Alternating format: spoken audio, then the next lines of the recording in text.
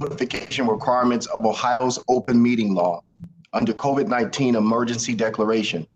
Notice of this meeting has been publicly posted.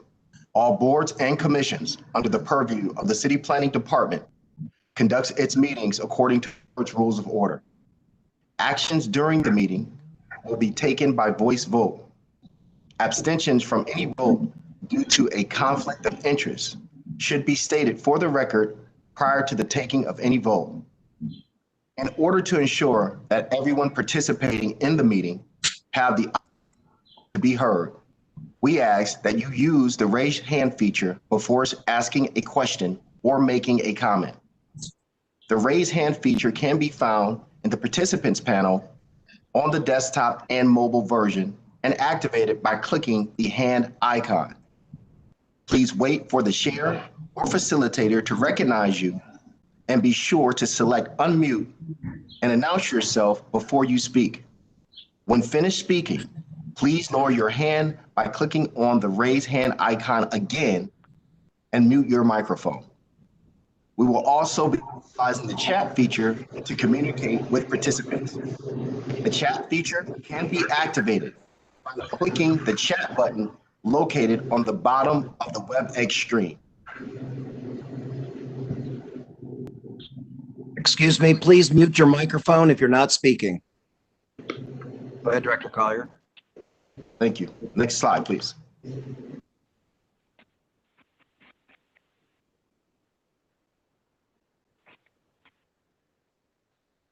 It's changing slowly today. I don't know why. It's okay.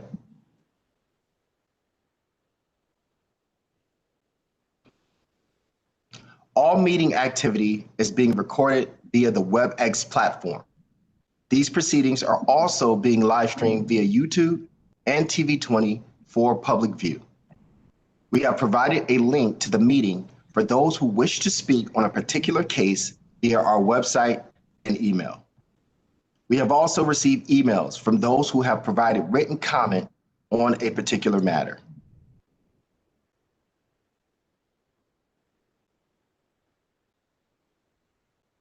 During this time, before each meeting, we will take time to recognize the state of our nation and what's going on in the world. We ask that you pause for a moment of silence for 1 minute and acknowledge the scenario that we're in as a nation and as a country.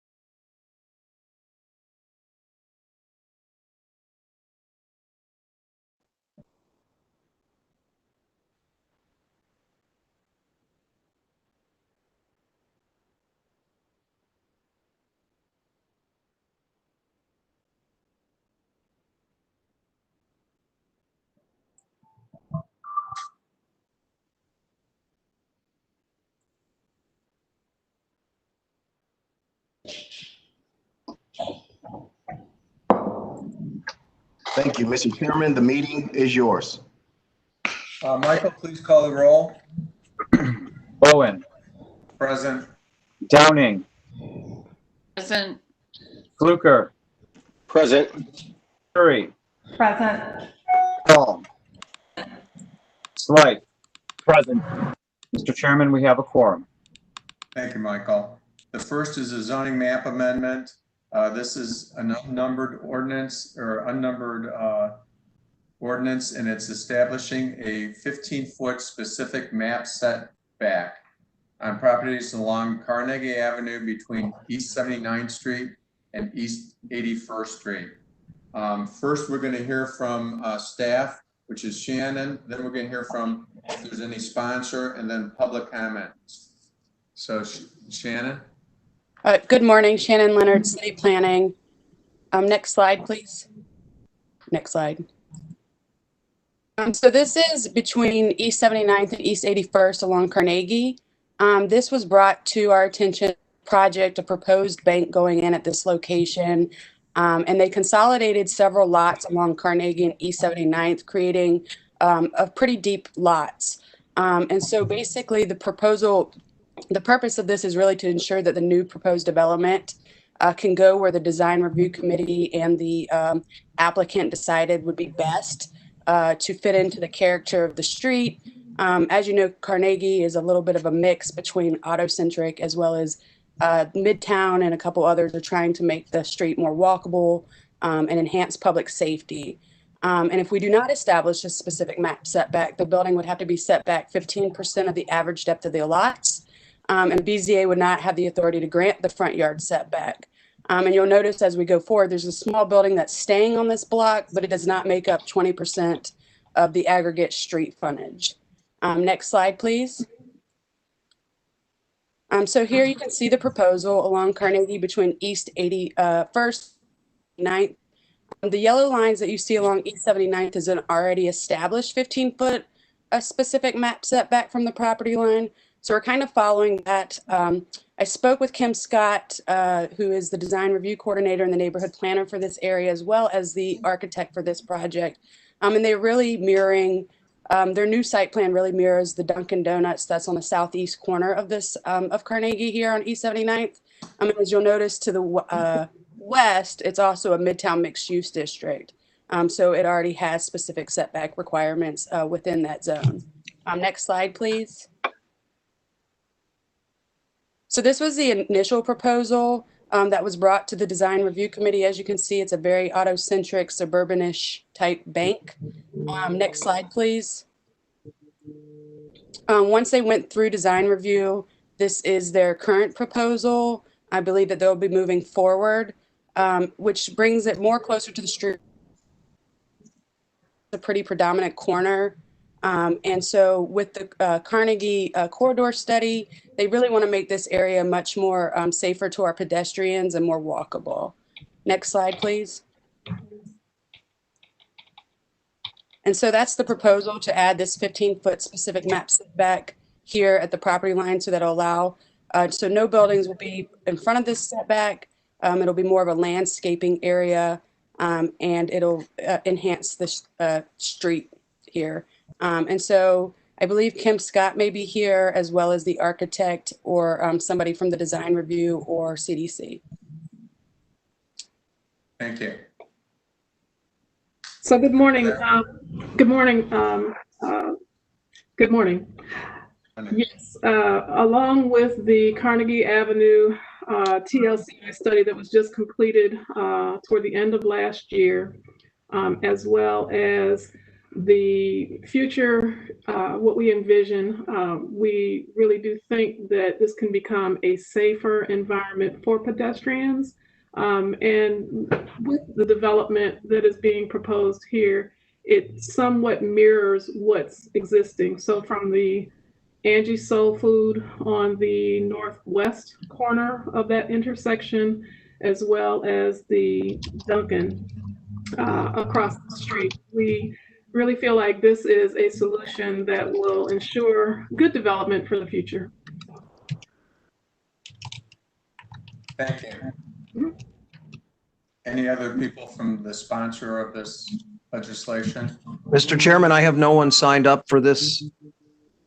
Okay. These. I'm just going to ask for proponents and then opponents. We'd ask you to state your name clearly for the record. And if you're an impacted property owner, that you give us your address. If you're with a CDC or an organization, that you state that, please. Please use the raise hand feature, and we'll identify you and then call on you and unmute your microphone. So proponents, those people in favor of the zoning change, proponents. Mr. Chairman, we have nobody with their hand raised. opponents, people against the zoning change? Mr. Chairman, we have nobody with their hand raised. Okay, commission members? I move approval. Diane Downing. I second, Stami Paul. Motion and second, further discussion? Hearing none, call the roll, please. Bowen, Yes. Downing, Yes. Fluker, Yes. Curry, Yes. Paul, Yes. Slight. Yes. Motion carries.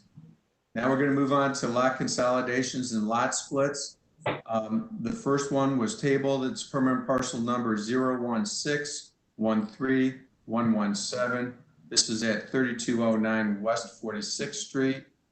And we're going to be taking action on this, Maurice. A motion to remove from the table. Second, We Downing. have a motion and second. Call the roll, please. Bowen, Downing, Come on in. I'm sorry, Diane. I was just curious if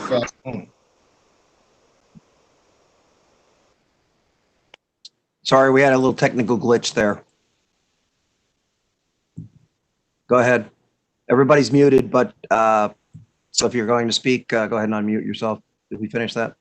Sorry. Chairman? I was muted. Okay, gotcha. Okay, Fluker, yes. Curry, Yes. Paul, Yes. Slight. Yes. Okay, it's removed from the table. Who's here to present for this one? Maurice? We have a Jorge Ramirez. Mr. Ramirez, please raise your hand if you're online. Okay, if you'll hold on a second, I'm going to have to unmute all of the call-in users to see if he is calling in. Mr. Ramirez, are you here?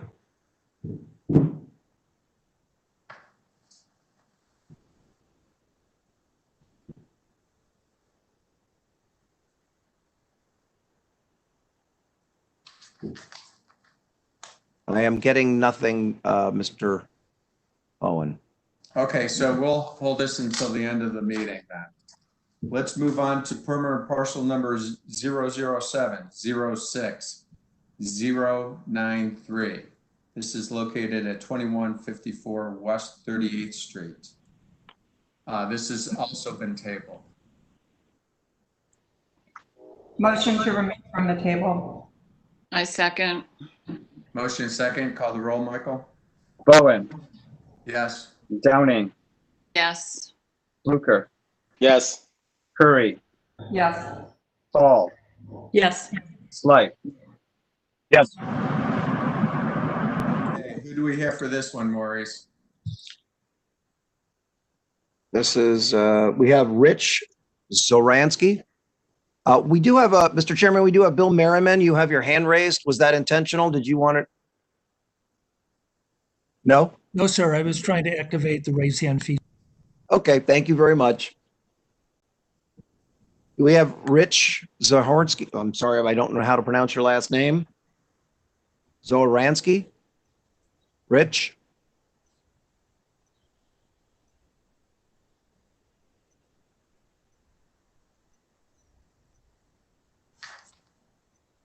I'm not seeing the applicant. Okay, we'll hold this for later. Permanent parcel number 003-29045 and 097. This is located at 1822 and 1826 West 44th Street. This was also tabled. I move to remove it from the table. Second, Stami. Call the roll, Michael? Bowen, Yes.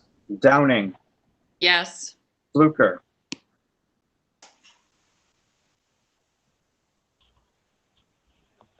Curry,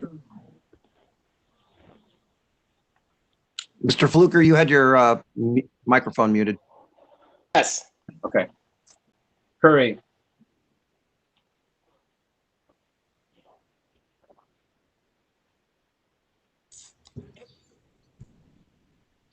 Lillian, are you there? She's muted.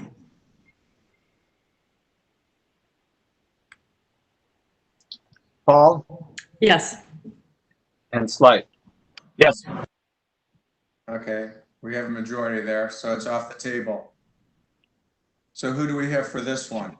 Mr. Chairman, we have Mr. Sullivan, and I know he's here. Yes, good morning. Good morning. Go ahead, sir. Yes, this is a last split we proposing on a 16 three-car garage. What we proposing here, when we split the garage, it's the three-car garage. It's an existing frame wall already there. So what we're proposing is to create a fire-rated wall on that existing wall that is already in the three-car garage.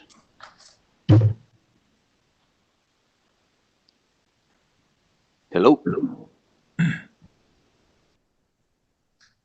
And by the way, the easement is already on the driveway, and on the front of the garage is already existing.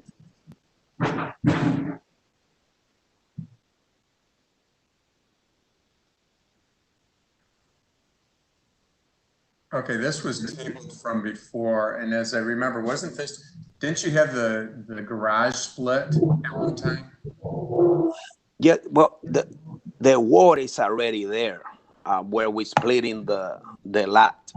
But what I'm proposing is to create a fire-rated wall by getting approval to install 5/8 drywall and each side. So the wall is already there. So the only thing we gonna do to that wall is install 5/8 drywall in both sides, each side. Okay, so that takes care of your fire separation then. Correct. That's what we're doing, because the wall that already there is got it's got a piece of plywood, but we just want to create a fire-rated wall. Correct. 5/8 drywall each side. Okay. Commission members?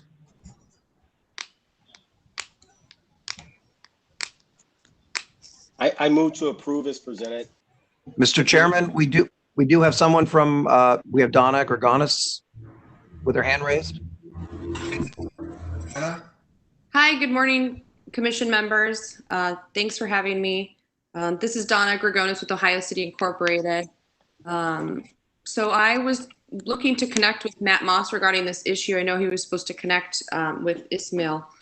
And so this item should be going to the block club, because we do, in this part of the neighborhood, they do like to review all of the lot splits or consolidations. So I would ask that it go to block club to move forward with the community process. Thank you. Thank you. Mr. Chairman, we also have Mr. Merriman, you have your hand raised again. Did you want to make No, a sir. comment? Oh, with this technology, and I don't know how to deactivate the raised hand. I'm not speaking. Just click on it again and it'll go away. Okay, Thank you. I'll find a way. Hello, Chairman. Can I say something, please? Who is this? Yes, sir. Yes. I mean, I think it's no reason to go to the black club, because we're not altering, we're not creating something extra. What we're doing is the wall that is already existing in there, we just creating a safety to put a 5/8 driveway on both sides. That's all we're doing. We're not making any alteration to the building outside. So the only thing we're doing is installing 5/8 drywall on both sides. So what's the reason to go to the black club about that? No, you have the right to come in front of Planning Commission. That is correct. So, commission members? Hello? Yeah, August, you made a motion. Yes, I move to approve as presented. Okay, we have a motion. This is Dwight, I'll second. And we have a second. Michael, call the roll. Bowen, Yes. Downing, Yes. Fluker, Curry, I'm going to abstain just because I got kicked out and I didn't hear this one. Paul, Yes.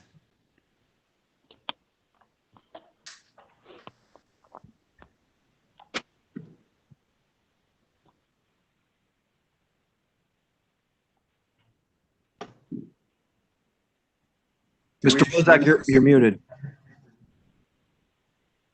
I said anything. yeah, I called the roll. I Everybody, didn't hear you. Okay. Yes. Fluker, yes, okay. Yeah. We have everyone. Okay, thank you. Motion carries. Good luck to you. The next one on the agenda is permanent parcel number 00228 020 and 107.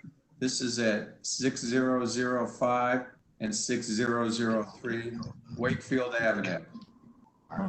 Who's here for this one? Mr. Chairman, we have Eileen Kurtner. She has her hand raised. Thank you. Eileen, go ahead. Hi, good morning. Ellen Kurtner from CHN Housing Partners. I'm speaking this morning regarding the proposed consolidation for the parcels located. Slide, please. So this consolidation is proposed for the purpose of constructing a single family home. It's to be part of CHN Housing Partners Southwest Detroit Shoreway Home single family lease purchase project, which is providing 30 new construction single family homes in the Detroit Shoreway and Cadell neighborhoods as shown. Sorry, just one moment, please. I'm having a little technical trouble. Okay, sorry about that. CHN's lease purchase program provides a pathway to homeownership for low-income families, and so that's what we provided here in the sites as shown. And these sites were identified and selected through a review process with Detroit Shoreway Community Development Organization and the City of Cleveland Planning and Community Development. Next slide, please. So this is an example of the type of home that is to be constructed. This is a home that was constructed as part of CHN's International Village lease purchase project. These homes are all 3-bedroom, 2-bathroom, and all have a garage. Next slide, please. So this is the proposed location. You'll see there in purple. This location is on Wakefield Avenue, and the proposed consolidation would allow the parcel to reach from Wakefield all the way back to Wakefield Court, the alleyway on the back end of the property. Next slide, please. And this is just a current site photo to show the current view of the property on Wakefield Avenue. Next slide, please. And so this is the existing lot configuration. So this shows the layout of the current parcels, 6003 and 6005. It's the front and the back. Next slide, please. And then this here is the proposed consolidated site that would allow us to have the full home here on the parcel. Next slide, please. And then finally here we have for you the proposed site plan showing the proposed 2-story home along Wakefield Avenue and then the proposed detached garage that would front along Wakefield Court on the alley. Thank you. Mr. Chairman, we also have Adam Davenport from city staff with his hand raised. Go ahead, Adam. Hello, good morning. Alan did a great job explaining the project. We've been working with CHN on a lot of houses in the Detroit Shoreway area on our lease purchase program to locate houses with a great site plan that you see before you, where the there's a new house being built on a vacant lot and a garage being loaded off an alley. But the larger goal here is placing a number of lease purchase houses that are affordable around both the rapid station nearby and the transit corridor along Lorraine. Thank you. Thank you. I move approval. This is Lillian. And I second Diane Downing. We have a motion and second. Further discussion? Hearing none, call the roll, please. Bowen, Yes.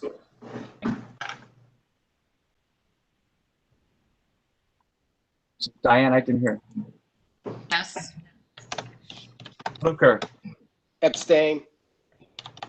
Curry, Yes. Paul, Yes.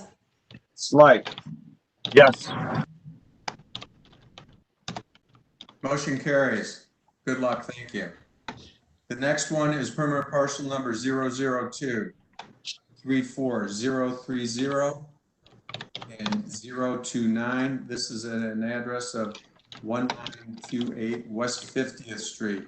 I am working on this project, so I'm going to turn it over to Lillian to chair. Okay, is Teresa Gorski here to present or staff? Yes, I'm here. Okay. So I'm thankful to finally be able to hope this project. It's been many years trying to get it off the ground. I acquired the lot, knowing the side lot next to my home at 1928, so that I could, create a dwelling unit and a garage. I initially had a different builder. I had given him money, and there were a lot of different problems that started to arise as I saw he wasn't moving forward with the project. I fired him. And then in having other builders take a look at the project, they found a lot of errors in how it was being presented, which led me to this final proposition of the garage, two-car garage with a dwelling unit above. There were some challenges in where the driveway was located according to where my utilities are. I have a cistern that is on the south side of my house that can't be moved. And these aspects of the original project were never considered. And on top of which the project was just over budgeted and wasn't moving forward. So I have builders ready. I have the plans ready to go. On this, you can see that we also worked with staff with Adam Davenport to make sure that should there be any future development of scale to the south of this lot, that there could be the possibility of that being sold to the owners of the properties to the south. I did, Land Bank's suggestion, met with those owners of the Duke Farms. They own a number of lots, and they've just created a farm with most of it. They have not improved or created new projects, and they have no builder and no projects on the table currently. So, in lieu of selling them, property just to speculate on, and not seeing that there's any, project moving forward, I feel like I've done my due diligence, and we have created space for that possibility. But really, I'm just looking to have these lots consolidated so I can move forward on this project. Summer, is quickly fleeting, and I would love to take advantage of good weather and construction prices for right now. I think that's all. Thank you. Ms. Curry, we have Ms. Gregonis, Director Collier, and Adam Davenport wanting to speak. Okay, just to clarify before they speak, so the house is existing, it's this greenhouse here. Before us, you're proposing to consolidate to build the new driveway and the garage with the dwelling unit above, just to correct. Clarify what we're looking at. So yes. If you could go back one, Maurice. No, one more. The plan. So the shaded area, you're building that new drive, the garage with the dwelling unit above, and also you own all of this land, correct? Yes, it's in my name now. Okay, I just wanted to understand the proposal. Okay, go ahead, Maurice. We have Director Collier has his hand raised. Director Collier. Yes, thank you, Madam Chairwoman. I just want to say that this project obviously has evolved, and the rationale for its evolution was made clear to the city planning staff. I want to go on record saying that after analyzing the project and Ms. Gorski working with staff, we definitely support this project. Adam Davenport is going to give you the specifics of sort of what that experience was and how we got to this conclusion that this is the best path forward for this particular site. Mr. Davenport. Hello again. I've been working with the applicant on this project for some time, since they came back through to us because of the amended proposal. I managed to contact the owner to the southern parcels, all of which in the aerial before are owned by one person. I think there are 3 houses and 1 community garden. So with the kind of the foresight of looking ahead that, one owner owns 4 parcels over there and possible development in the future, working with Ms. Gorski to think about that future and allow for some development potential on the land that's not being used by the driveway, but also still getting a dwelling unit on the site. I think this is a decent kind of compromise to that situation of what was originally applied for, and we are placed in support of the lot split as it stands. Thank you. Ms. Curry, we now have Donna Gregonis again from Ohio City. Okay. Hi, good morning. Donna Gregonis with Ohio City Incorporated. So we heard about this project just this week when we saw it on the agenda, but we were able to talk to the neighbors, and they are in support of the project, and they think it looks like a good project. So thank you. Thank you. All right, Maurice, anyone else? That is all we have with hands raised at this point. Okay. Commission members? I move approval, Diane Downing. I second, Stami Paul. Okay, we'll call the roll. Downing. Yes. Fluker.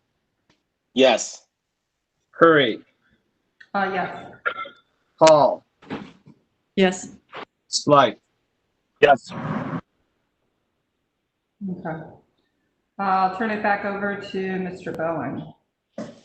Thank you, Lillian. The next is a lot split lot consolidation permanent parcel number 004-12091. This is at 2258 Literary Road. Who do we have for this one? We have Mr. Marinucci, Mr. Chairman. Mr. Marinucci, you are unmuted. Thank you. It's Miss Marinucci. Oh, I'm sorry. That's okay. When we saw Anthony, it's Antonia. I'm so sorry. That's totally fine. Good morning. This project is located at the corner of Literary and West 10th and Tremont. I'm Antonia Marinucci. I'm presenting on behalf of my clients. I'm the architect. The existing site consists of a kind of several historic structures that are kind of built into each other. The main building is a brick, I think it's about 1860s brick structure with a commercial storefront and apartments above. Then there's an interstitial wood frame structure, thank you, that is in pretty significant disrepair that's being taken down. And then there is a back brick structure that I believe used to be a garage that the owners will be converting into an ADU on the back end of the historic property. The historic structures currently slated for renovation. And what the clients would like to do, this is the existing facade of the historic building that fronts that corner. The clients are working with storefronts on renovating this portion of the project. If you want to go to the next one. Yeah, so this is looking from Literary, kind of in the back part of the lot. The historic structure to be renovated, the brick with like the stars that is remaining. The staircase and that middle portion is the wooden structure that is in disrepair that will be removed. And then the back portion is going to be renovated as an ADU, which is a small single unit in the back. So next slide, please. That's again, looking back towards the corner. This portion of the building will be renovated. Next slide, please. Okay, so the proposed lot split is shown here after that middle portion of the building is removed. The client's desire to separate off this unused portion of the site in hopes of building a small 2-unit condo project with an office space in the first floor. That portion of the new construction plans are just in the very early conceptual phases. And if you want to go to the next slide. And this is showing that concept site plan. They desired to keep 5 parking spaces off of a shared driveway that will be used by the historic structures that are under renovation for their tenant parking, because there will be a resultant 6 apartment units. And then the new structure would have 2 interior garage spaces and that office space on the first level. But again, we're still just in the very early phases of planning for that building. So this is the conceptual goal of the parcel split.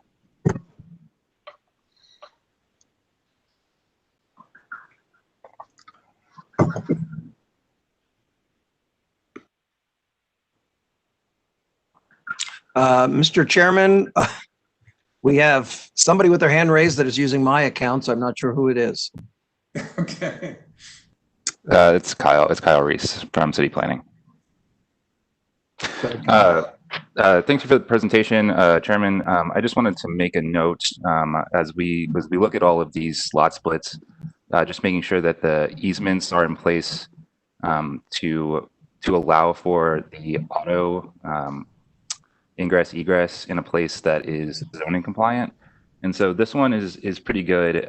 It is sharing a driveway, but I would say that the new zoning code requirements do require 9 feet of active space between the right of way and the building. So in this instance, the garage would actually have to be accessed from the rear and not from the side.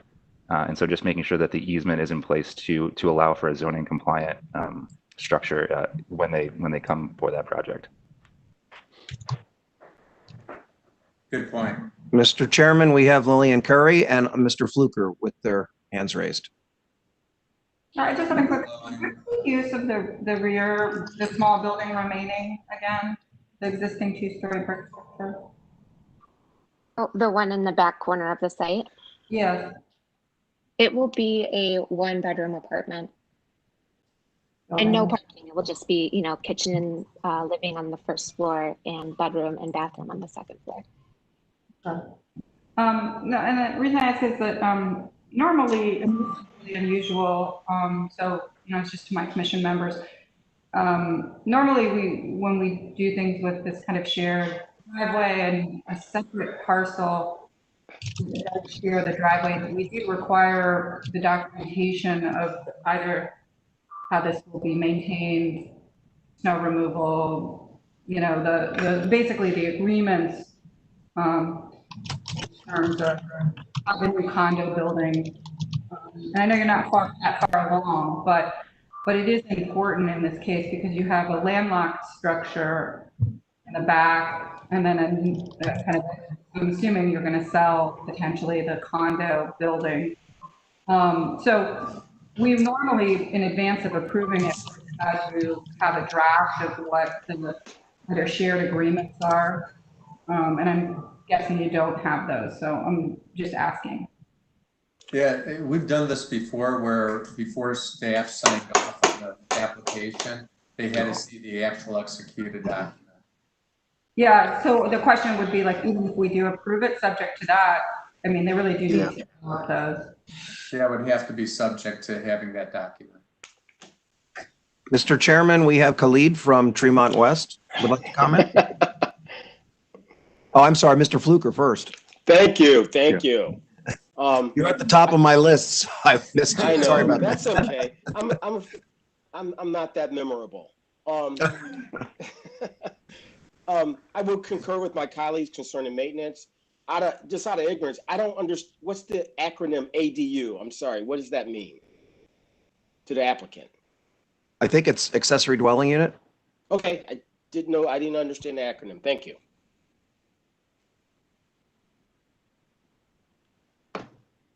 Khalid?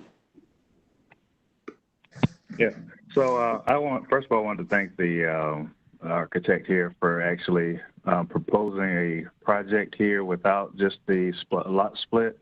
A lot of times these projects come up as lot splits and without the context, and then we approve the lot split, and later on we're looking at these questions, right?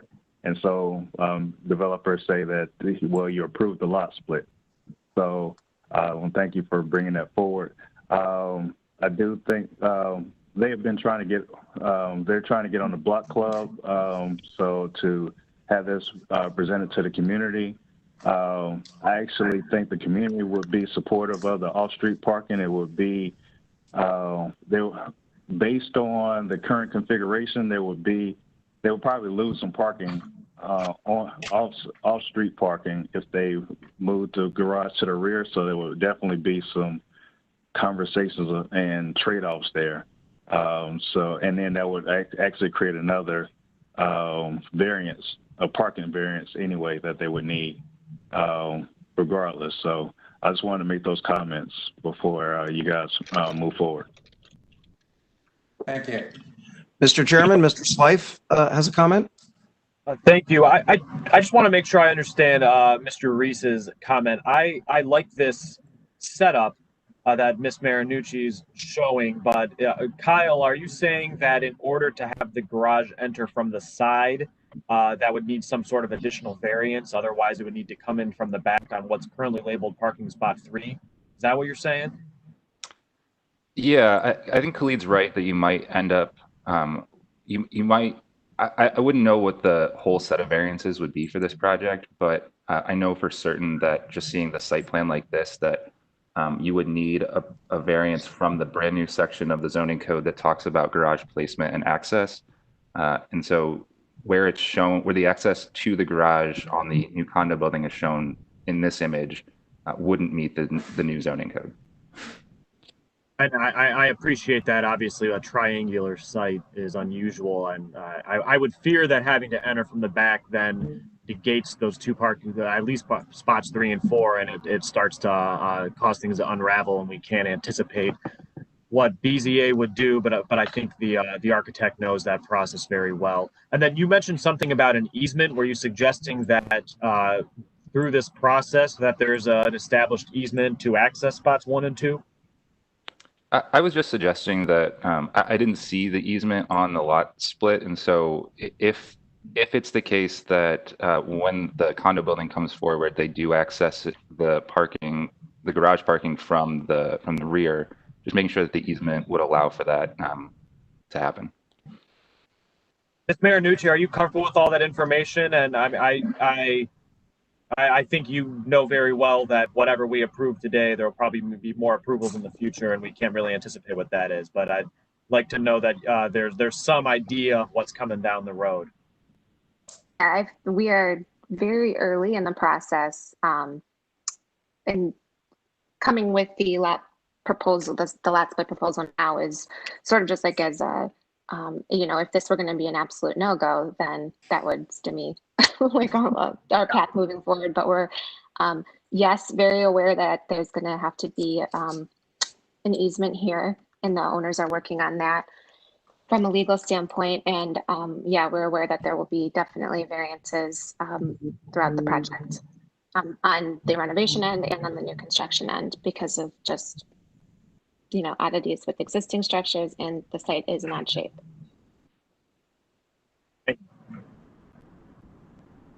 This is Lillian. I'll make a motion. I'll make a motion to approve, but subject to staff having the ability to sign off of it, but only when they have an actual copy of the easements as well as the shared agreements for maintenance and snow removal from the applicant. So I'm assuming that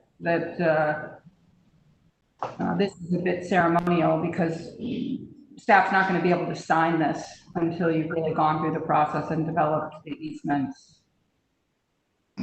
Second. Okay, we have a motion and second. Further discussion?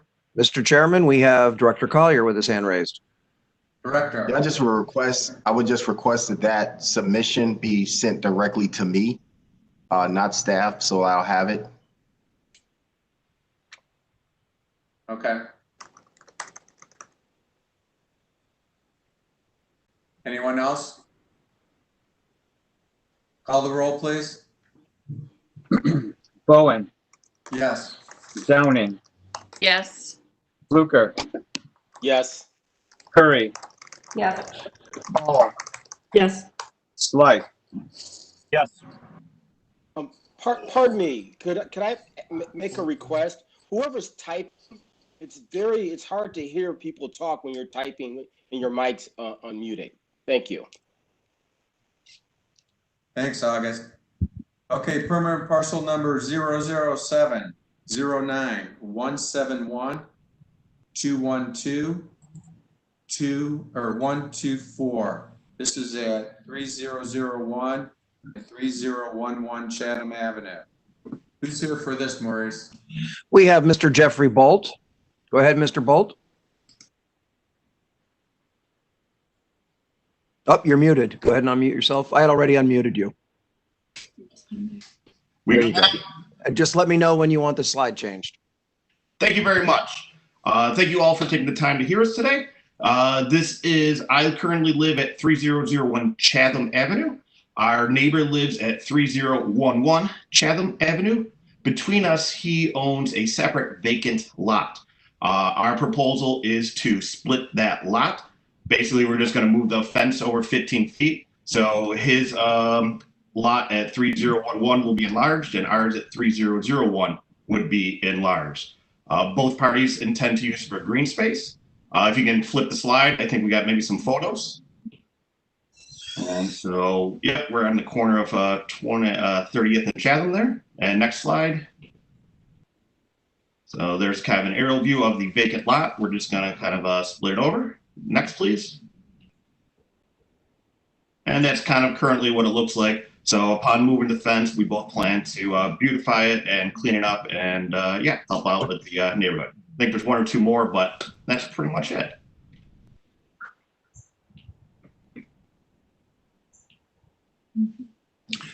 Mr. Chairman, we have, it looks like Mr.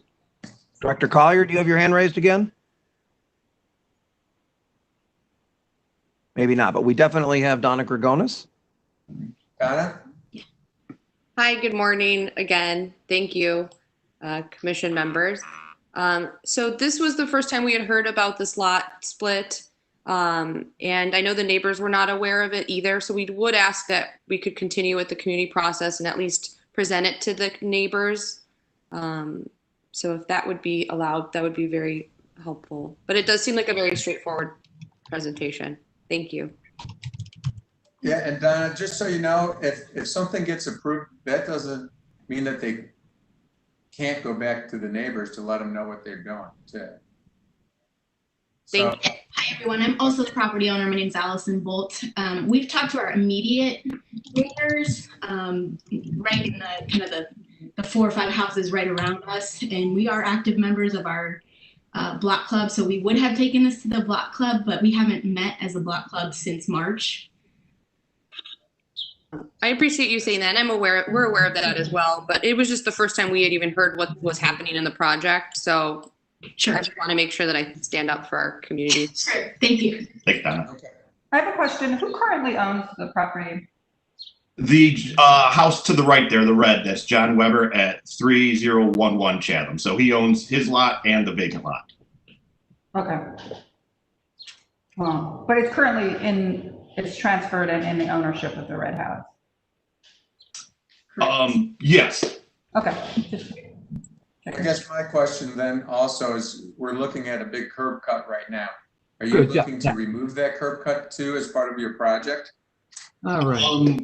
There's no plans to, add a driveway or, a garage or to replace that as of now. I mean, we're just pretty much just going to use green space. Families growing, there might be a swing set put up there soon, and that's pretty much all our plans are with it. Well, I'm thinking about getting rid of the concrete apron. Have you thought about that? Not particularly, definitely down the road, that could be a possibility. Like, we don't plan to use it, so that's definitely a possibility. My department is being their usual. Anyone else? Please mute your microphone if you're not speaking to the group. Thank you. Yes. Mr. Chairman, we have Councilman Slife. Did you have a comment? Councilman? I forgot to put my hand down. I'm sorry. I was just waiting. Okay, then Donna Gregonis still has her hand raised. Did you have an additional comment? No, thank you. Khalid, you still had your hand raised. Do you have do you have any comments? If not, please lower your hand. Go ahead, Mr. Chairman. We have no one else with hand raised. Okay, commission members? I move approval, Downing. Second, Curry. Call the roll, please. Bowen, Yes. Downing, Yes. Fluker, Yes. Curry, Yes. Paul, Yes. Slife. Yes. Motion carries. Now we're on parcel number 004 11 048 047 and 046. This is at 1415 Kenilworth. Who's there for this one, Maurice? We have David Mason. Go ahead, David. Sir. Hello. We're here to present some replatting at the for the project that's located at the it's located across from Lincoln Park, the northwest corner of Lincoln Park. There are 3 parcels. Next, please. This is looking south, so there are 3 parcels. The old Byzantine church, the part that faces Kenilworth, the surface parking lot that now occupies the corner of West 14th and Kenilworth, and then the residence to the south along West 14th that was a rectory building serving the church. Next, please. So this is the proposed new lot split. This has been submitted to the county and the city. It's been preliminarily approved pending planning commission approval. The reason for we're here is because as it stands today, the 3 lots are non-conforming, or at least 2 of the lots are non-conforming. The church is built on top of the rectory or the residential parcel. So we're cleaning up the lot lines so that each of the buildings are on their own structure. And in addition, there's a connector building that was built that connected the rectory building to the church. And part of our proposal is because it's built over all of the property lines, the proposal is to remove that connector building. Next, please. So again, just another aerial of the properties and some photographs of this connector piece that we're describing. You can see it both from the parking lot and from the neighboring residence to the south. It's not a contributing piece or part, and so we're removing it again so that we can have 3 parcels that are compliant. Next, please. This shows the connector piece again between the church and the rectory. We've done a little investigation work, had some conversation with Don Pettit. What we're proposing to do, the home is going to be sold off. So when we remove this connector piece, we're going to just plywood up where the connector used to attach to the home and cover it with building paper so it's protected from the weather. The church is a little different story. The nice part is when they built the connector, there was on the interior side there's a 3 5/8 inch furring with drywall. The existing stained glass windows were maintained. They're just covered up. The sills are in place. The masonry is in place. So should be very clean when we take down the connector. What we'll have is what the church looked like before. So we're our intention is to maintain what was there. Next, please. We're working with Landmarks, Block Club, and on a new proposal, but we were asked to show what our intention is for the parking parcel down the road. But today we're just talking about the lot splits and the removal of the connector.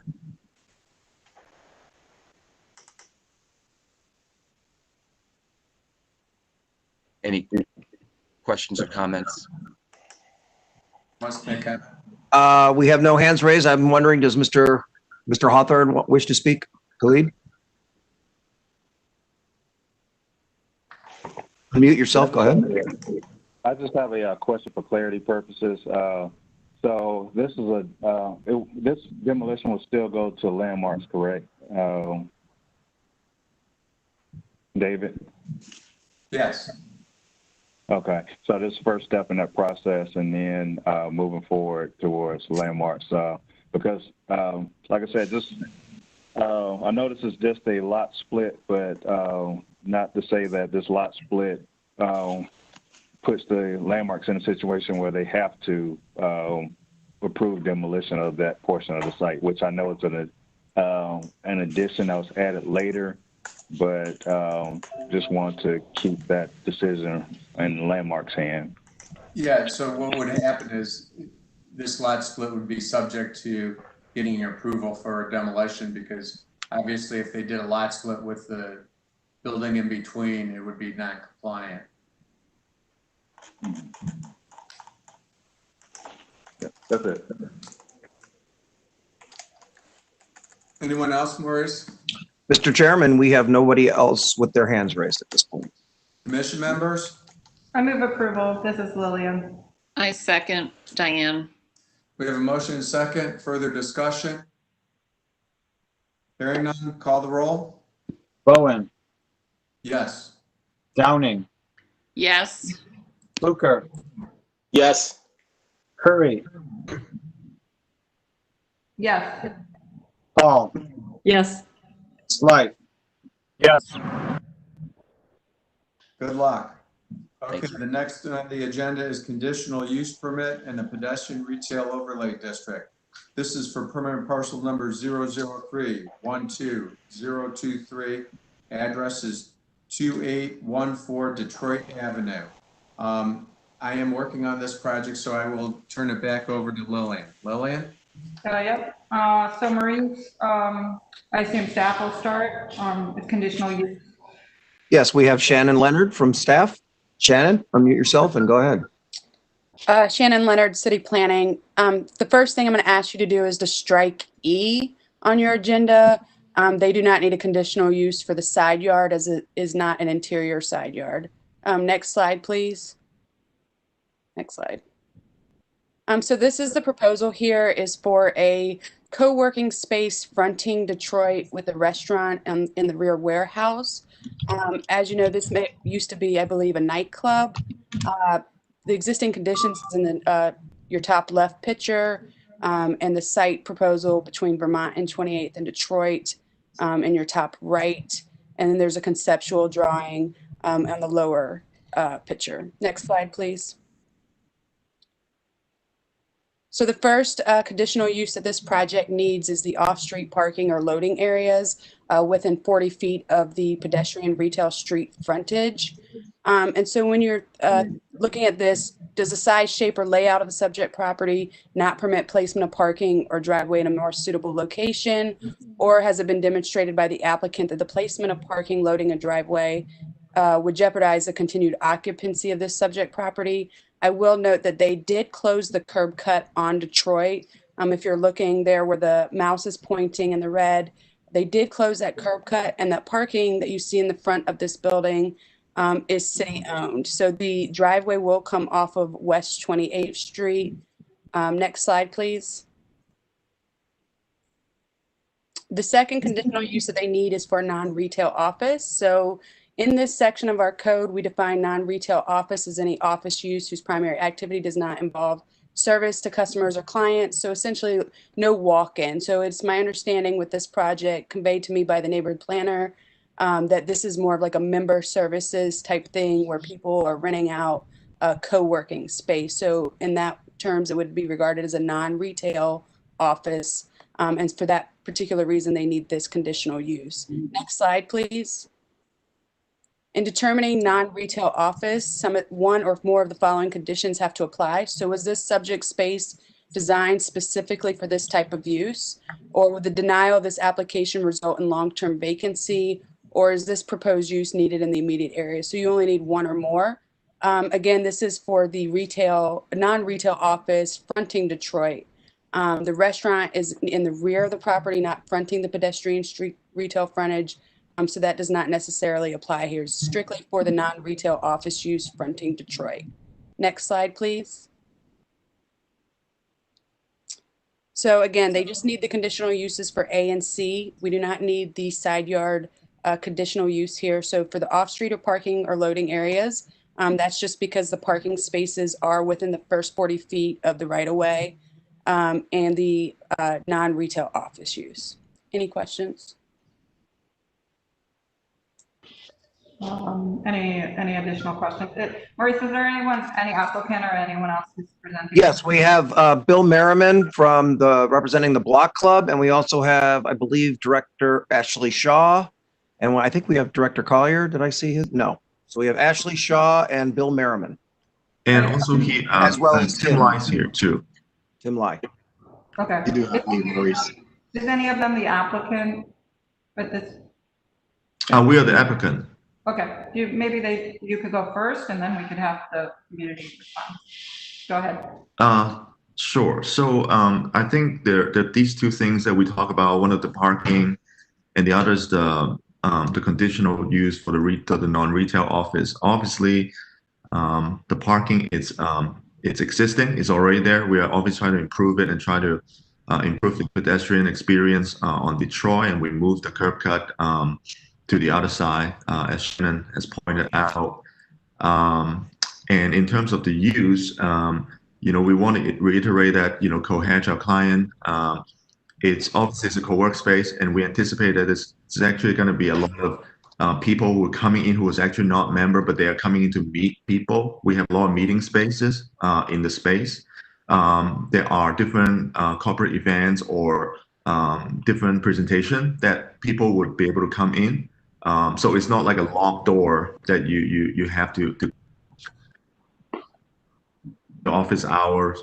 We feel like that space in the front actually would activate the street better during the day than the restaurant, because the restaurant's probably going to be not open during the day, but only at night and on weekends. So we feel like this is a good complementary use between the two uses.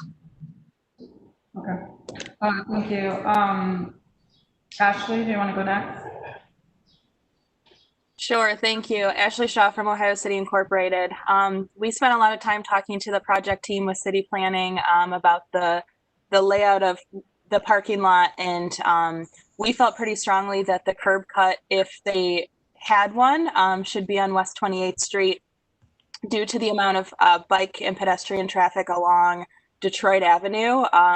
There's also a lot of pedestrian and bike traffic on West 28th Street with the Lakefront Bikeway, and a lot of residents that live in Lakeview Estates north of this site walk up and down And so we did want to make sure that if they did keep the curb cut on West 28th Street, that there were improvements to make sure that it was safe for the people that use West 28th as well. We did also express that we would support if they didn't want to use the parking lot and close both curb cuts to make it more pedestrian and bike friendly, that we would be supportive of that. We are using an online engagement platform called Courbanize that we've hosted this site so that community members can share their feedback online. And we've been continuing to update the community through this site. We've had 1,200 unique visitors so far to this project page.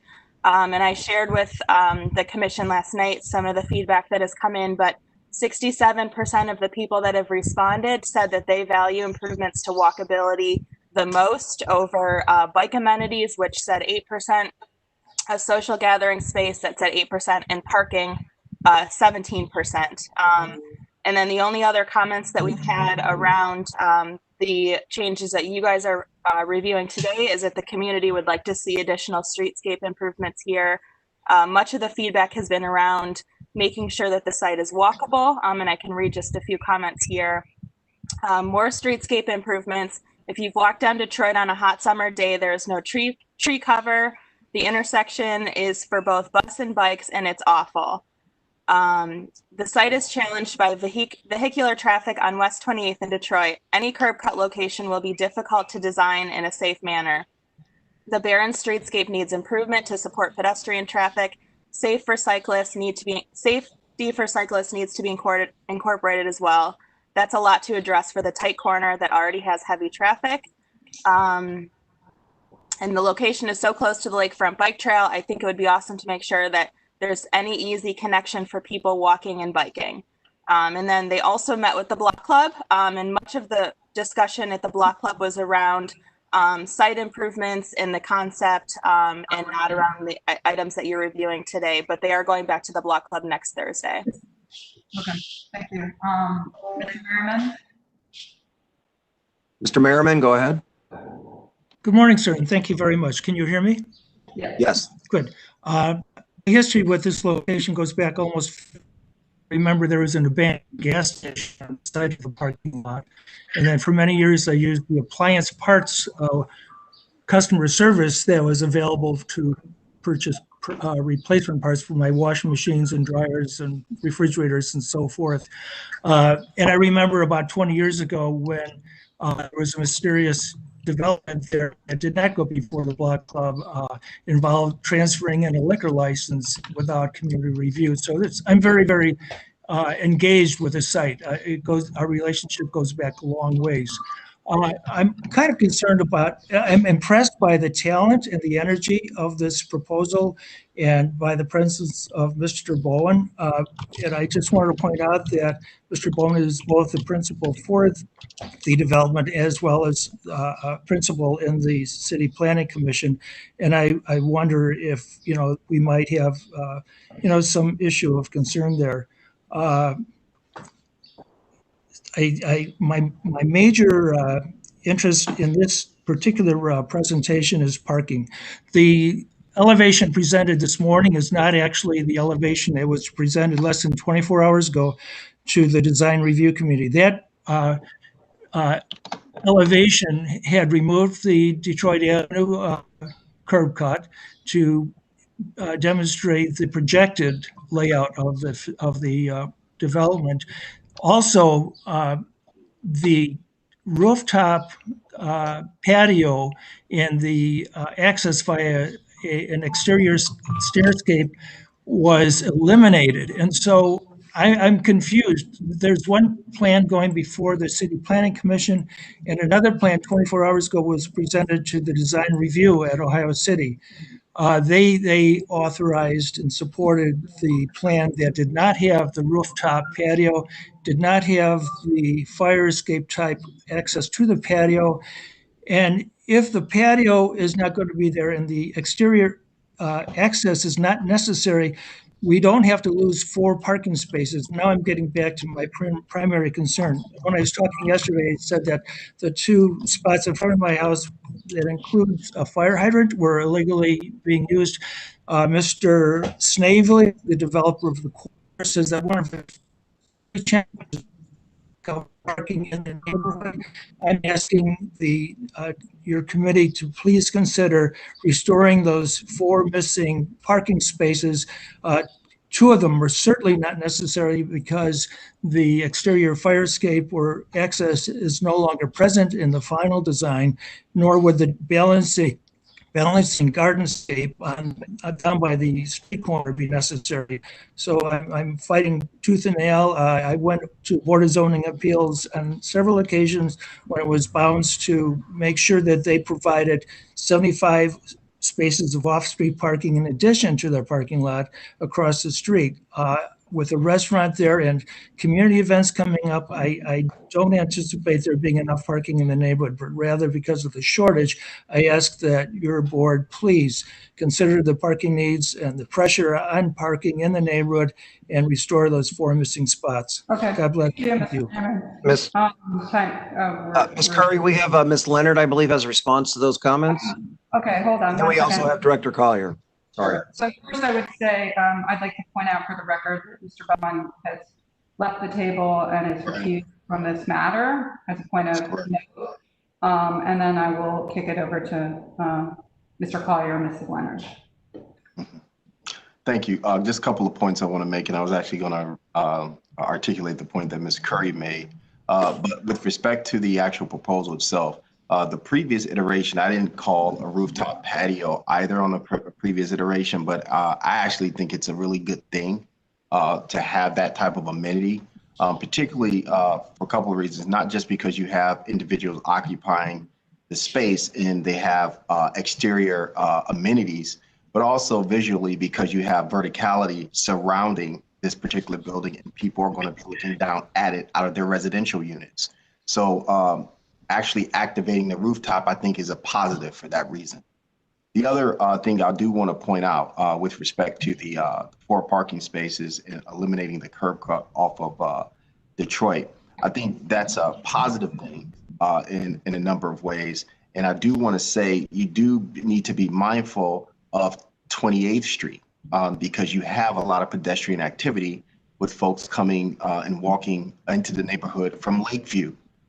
So that's really important. We often don't emphasize 28th Street, but with the Superette on the corner there and now this addition, and you do have pedestrian traffic flowing up and down 28th Street, that you try to make sure that you minimize that curb cut width off of 28th because I think that is a pedestrian corridor as well. And we talk about that arterial as being secondary, but there are a lot of pedestrians that have to not only contend with several curb cuts for parking, but also have to contend with an on-ramp. And I think that many of you who are on this call know exactly what I'm talking about. So with the curb cut here on 28th, with this new investment being made, if that could be minimized, it can be just to provide enough ingress and egress for cars to access the site.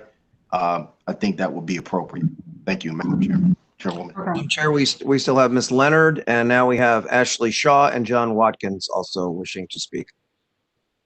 Okay. Shannon Leonard, City Planning.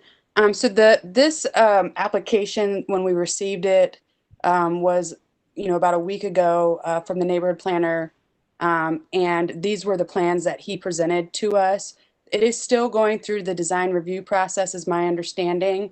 And so these may not be the final plans, but these do address the conditional uses that are needed for the pedestrian retail overlay. And so in terms of a driveway over sidewalk, they did get rid of that curb cut where the pedestrian retail frontage is and moved it to 28th.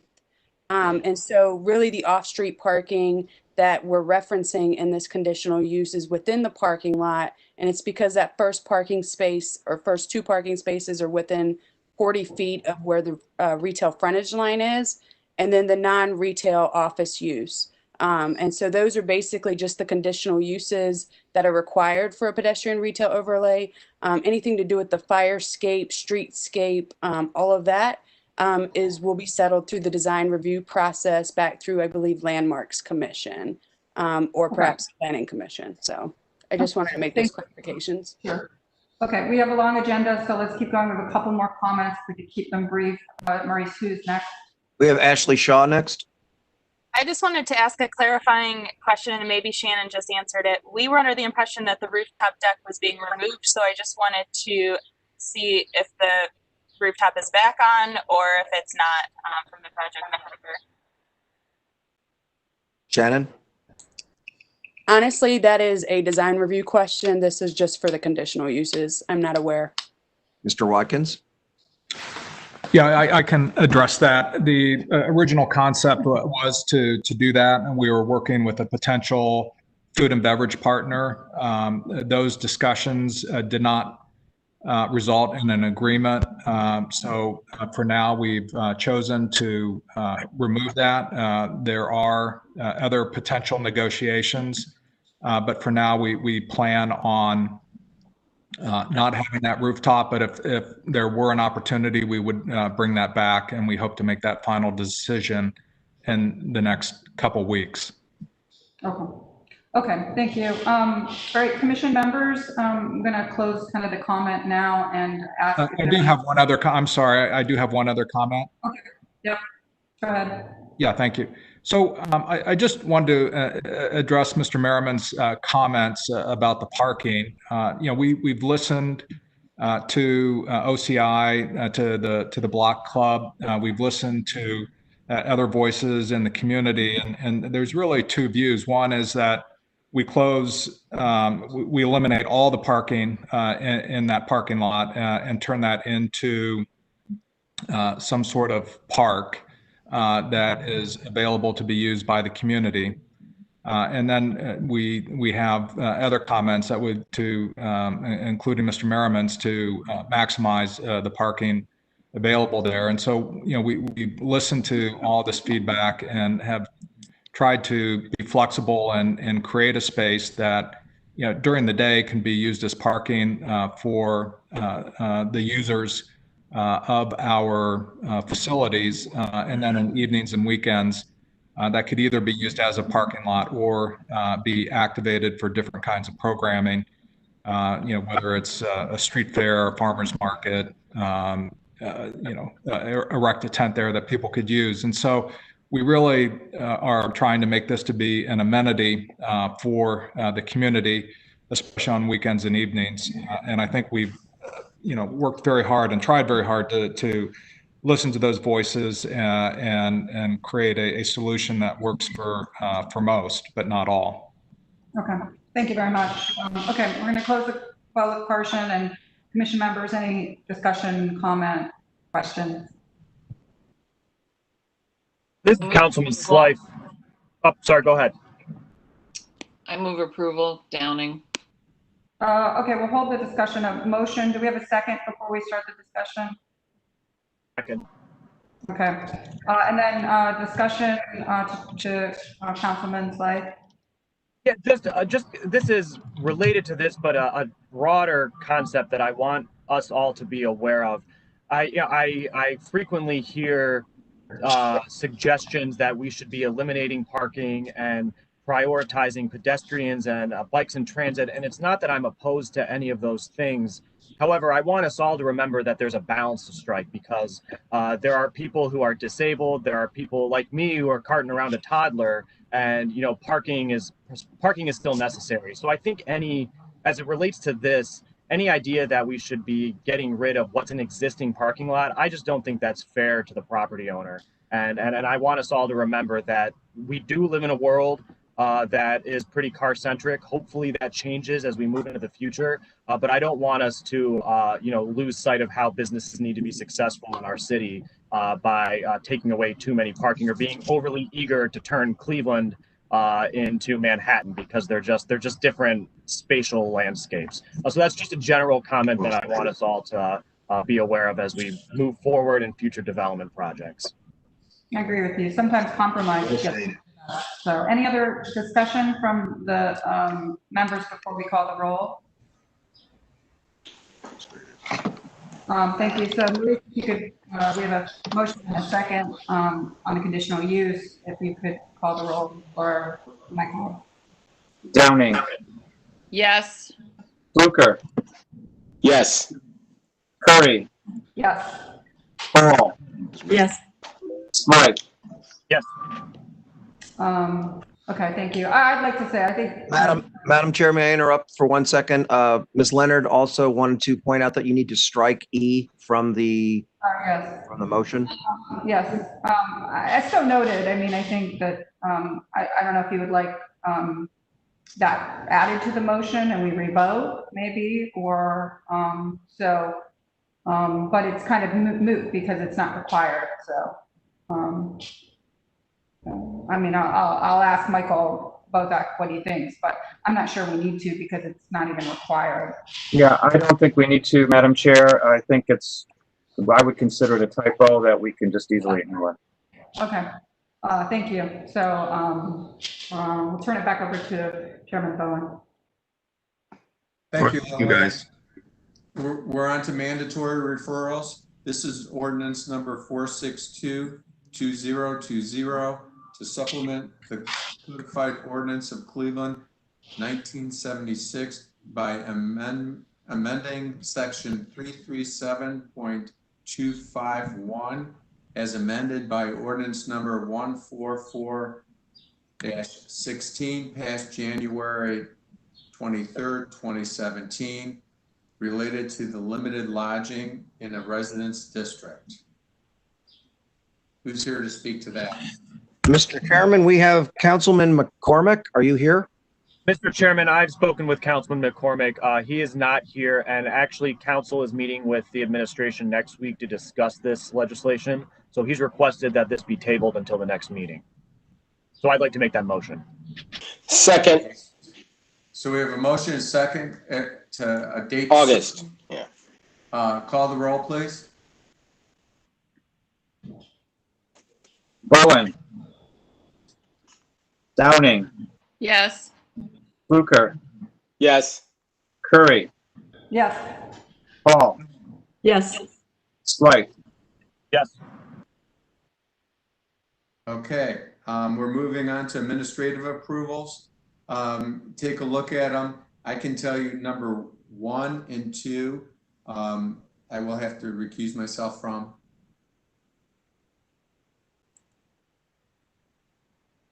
I move to approve the administrative slate as presented. I'll second. Downing. Okay, call the roll, Michael. Bowen. Yes on 3 and abstaining from 1 and 2. Downing. Yes.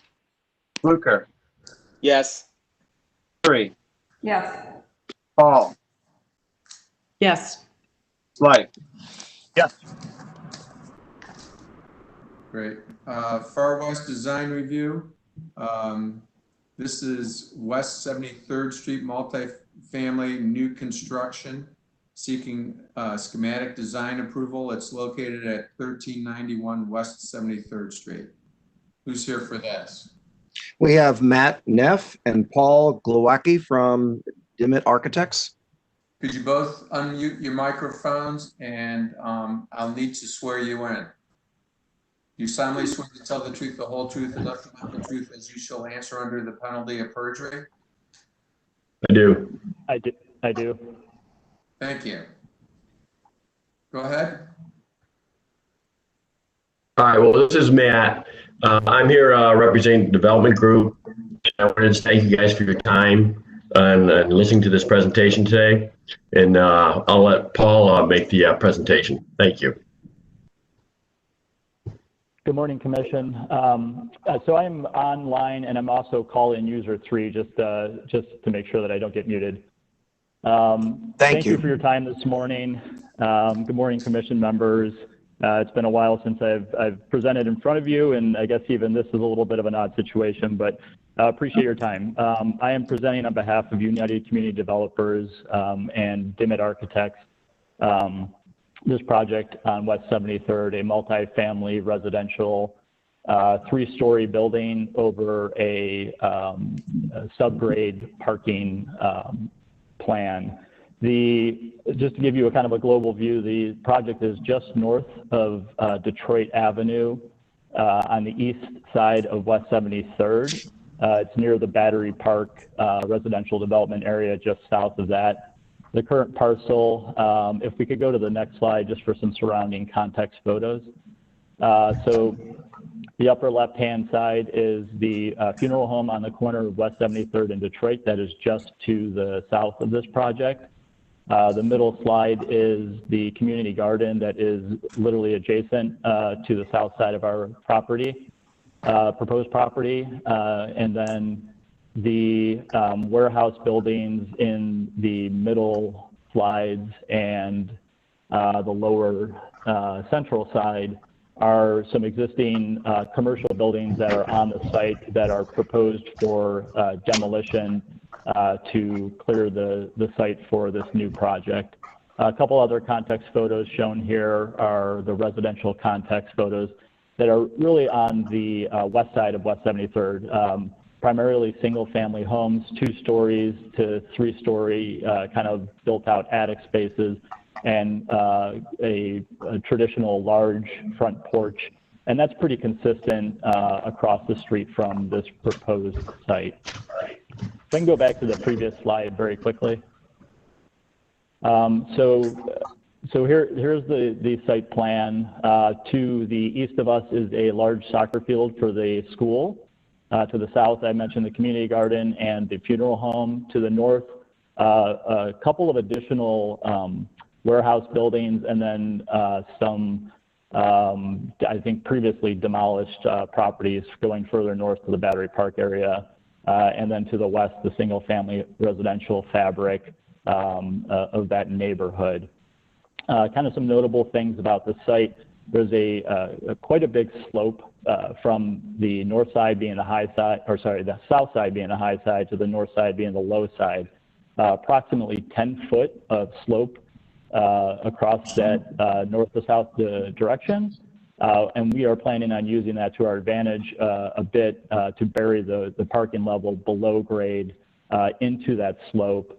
And then additionally, and just a global conversation, the building steps right in the middle 5 feet down. So we're using that grading to help bury the parking and to create some very nice massing breakup to break down the scale of the building. I'll go into this a little bit more as we move along, but the apartments on the first floor, and you can kind of see it in this slide, are all proposed on the West 73rd Street to access out to that sidewalk. Additionally, and we have had some conversations with the councilman and the planning department. It has all been pretty well received. And then we also had our local design review this week.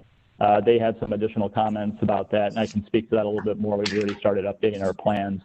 To the north portion of the site, we are showing our only vehicular access to the parking garage below. And then on the south side, proposing some sort of green space. We had previously talked about a community garden, but the local design review thought that could be used maybe better as a green space for the site, noting that the community garden to the south could actually be utilized by any of the residents in this building. Kind of rounding out the site, we do have some additional at-grade outdoor parking on the northeast portion of the site and at the southeast portion of the site. While not 100% defined, and we'll be working with the landscape architect for our final approval, we are proposing an outdoor patio area with a pool, obviously all very nicely landscaped, and creating some buffer between the school's soccer field and our property. And we would be continuing that buffer to the north of the parking field as well to create a nice buffer between the soccer field and this site. All right, if we can go maybe I think 2 slides forward. So a quick look at the proposed underground parking. Notably here, the entrance to the parking will be on the north side of the building.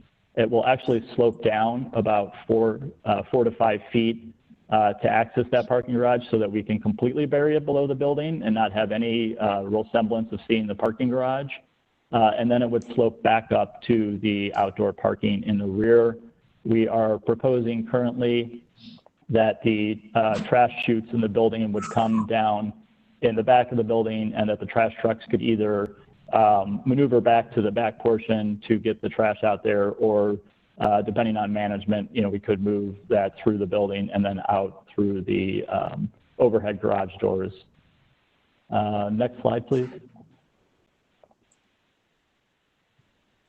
So the first floor plan, the West 73rd level plan, most notably on this plan, the center of the building will be our main entrance. We'll have a lobby area, mail, package drop off, a couple of offices for leasing. Notably at this area, this is where the building will be stepping. So you can see some internal steps to the building, elevators that access from both sides, stairs that access from both sides. And that's kind of notable once we get into the exterior elevations and the zoning requirements for the height of the building. Speaking about the zoning requirements, we are maintaining all setbacks on all sides of the building. The West 73rd Street is lined up with, and even set back from a little bit, the warehouses to the north. And then the side yard and rear yard setbacks are maintained, and actually I think a little bit larger, especially on the north and south side. And maybe the Adam Davenport, if he's on, can speak to the rezoning. But we are currently under the residential industrial zoning and meeting all of the zoning requirements. The number of units in the building is approximately 75 to 77, and we have around 97 spaces. And so speaking to the zoning requirements for parking, we'll be well above that 1-to-1 number once we get this all finalized out with unit counts and parking counts as the project moves forward. The last notable thing on the floor plan, this first floor plan, the units that are on this West 73rd Street, we're really trying to respect the nature of the single family homes across the street and create some real depth to the building and the ability for the first floor tenants to actually access their units directly from West 73rd. So you can see there's sidewalks to the front doors of those apartments and some actual livable space with some internal steps to get up to the grade as the grade is sloping down. So that, we're trying to create a real connection from, an apartment building out to the street, really get people kind of moving in and out of the units. One of the comments at the local design review, as we're showing the entries to the units kind of on the side of those bay protrusions, they requested that we move those around to the front and just have sidewalks to the front, so it looks much more like the porches across the street. We've already started the revisions for that and have some very nice plans to do that. That also allows us the ability to have some larger pocket green spaces in those areas where those entries were, because we'll take the sidewalks out of there and do some really nice landscaping that as it steps down West 73rd. The last piece here on the south side of the building, we are also planning on having those 5 units. There's a 2-bedroom and a couple of studios. Also continue that ability to walk out of their units onto that space. Previously noted as a vegetable garden, we're looking at creating kind of like a serpentine path in there with some very nice landscaping and maybe some access to the community garden, depending on how we have some interactions there. But one thing is that because of the community garden and the parking lot of the funeral home, we do have pretty good visual connection all the way up to Detroit Avenue. I think regardless, even if the funeral home plot were built on in the future, we would still have some good access to views out because of the community garden there. And so we are trying to respect that elevation and then really turn the West 73rd Street elevation a little bit down, kind of that muse space there, to create some nice connectivity to the neighborhood and even up to Detroit. Next slide, please.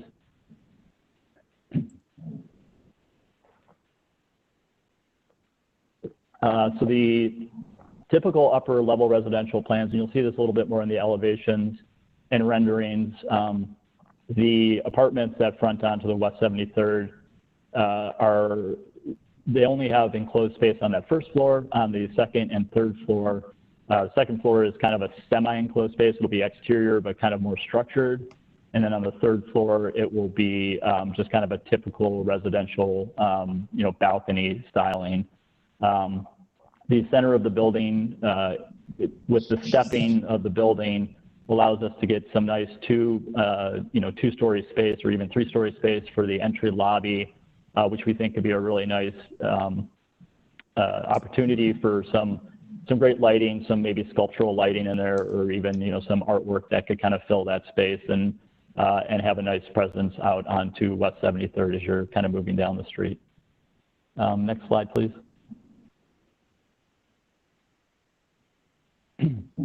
Lastly, we are moving forward with a three-story building. We've had some conversations with the councilman. We have presented a couple of different plans looking at it as a four-story building.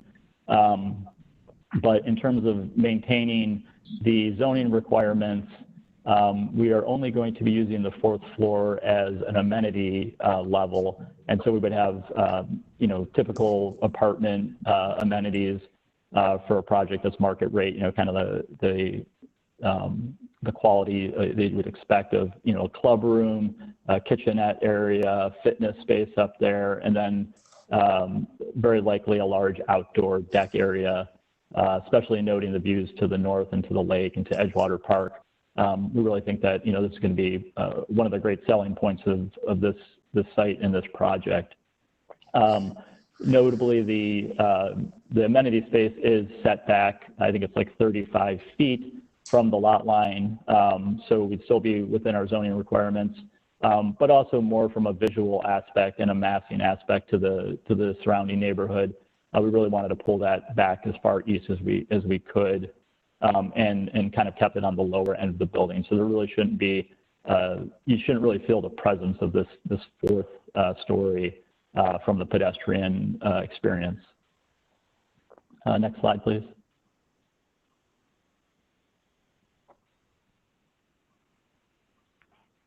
So these are our proposed elevations. The one on the lower portion here is the West 73rd Street elevation, and then the north and south elevations on top of that. I think you can really start to see the scale of the building broken down here, and how those bays become kind of front porches for those units. With the step in the building, we get a lot of massing opportunities to kind of break up that massing, break down the scale of that.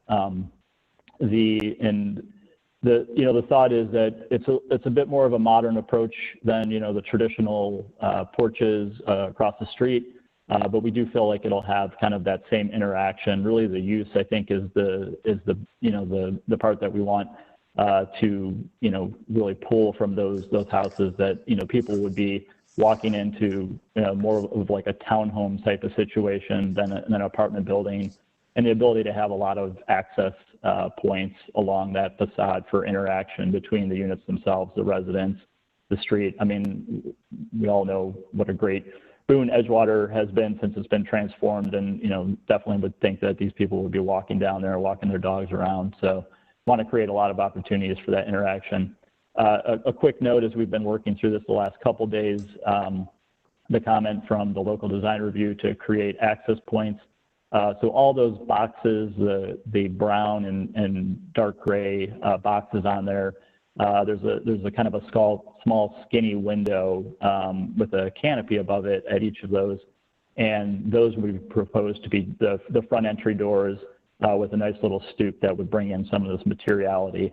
If we can go to the next slide, I can speak about the kind of materials that we're proposing here. So the dark gray boxes on the north and south corners, we're really trying to create a lot of depth in this building, not only in the massing, but also the materials. And so we're looking at using, some traditional building materials, but maybe in some unique ways to create some real depth and some real interests and plays of light to really liven up the apartment facade. So on the, as I mentioned, the dark boxes are proposed to be kind of a brick box for their little entries to their units, but kind of in a like a screen pattern. So we have a couple images on the left-hand side, upper left-hand side there of different projects where we've seen that done very nicely.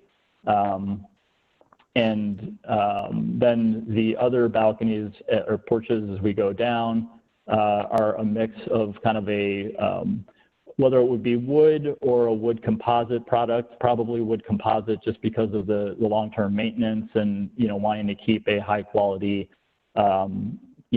material on here. Probably would go with like a wood composite type of product.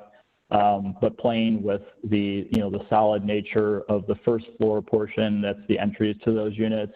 And then as we kind of work our way up the building, breaking down that massing, creating some screening elements, and using that, that wood material to create like little trellises or little screen walls that would allow for, both light to get into the unit, obviously, is a big part of that. But also those views out and to really create, again, more of that depth in the facade.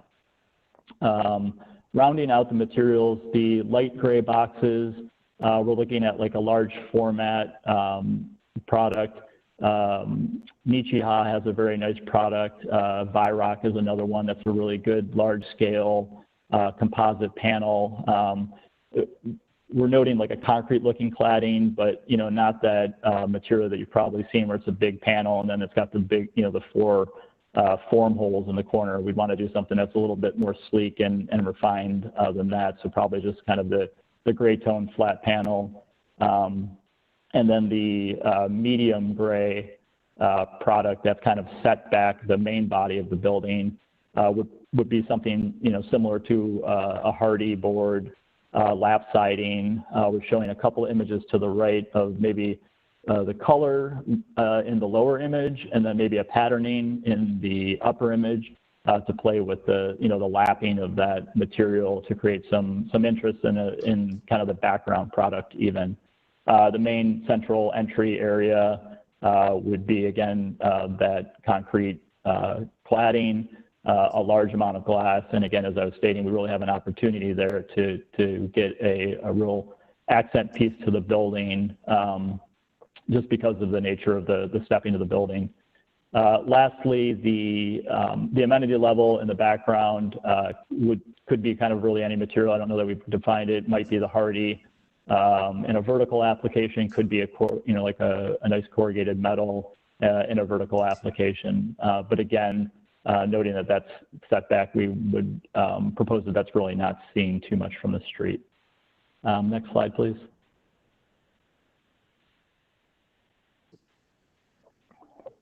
This is a very quick, just a descriptive image showing the different depths of the building. So the darkest pink color is kind of at that setback line.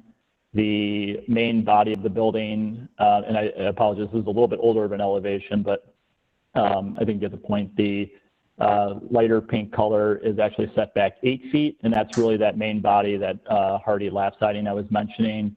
The main entry is about 12 feet back, and then the amenity level would be set back 36 feet from, from the lot line. The red line in there is the 35-foot marker. And of course, that 35-foot marker is from the lot line as we're stepping back. We get some additional height, based on the zoning requirements. The one thing that I think we're showing here that could be revised is on the north portion of the building.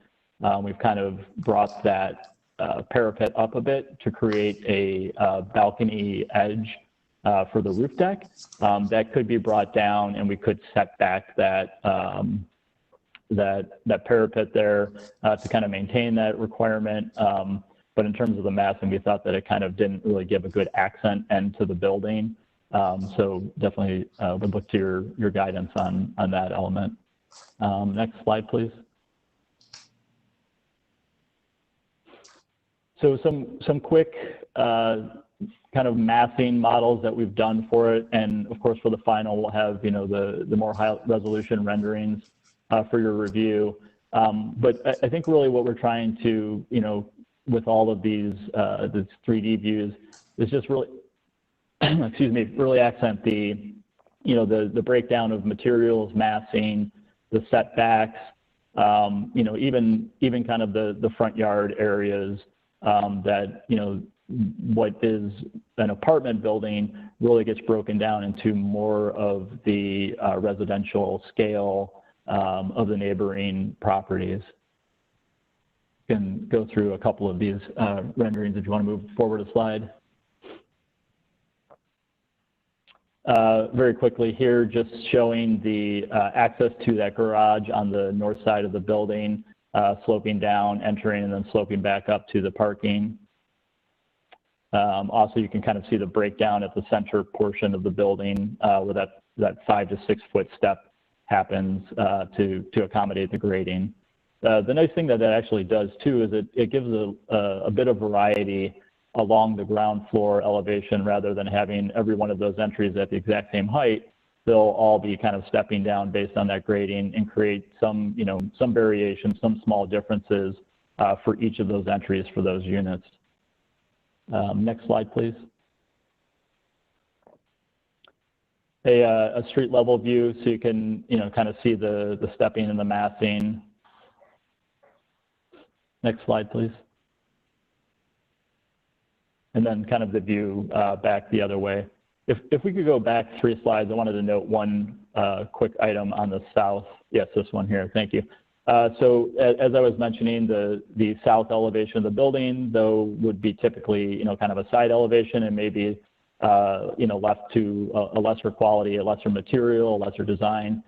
We are proposing wrapping those entries and those patio or the balconies and the first floor entries to those units on that south side as well, just noting the visual connection. And I believe that's all the slides, and glad to open it for any questions you might have. Questions?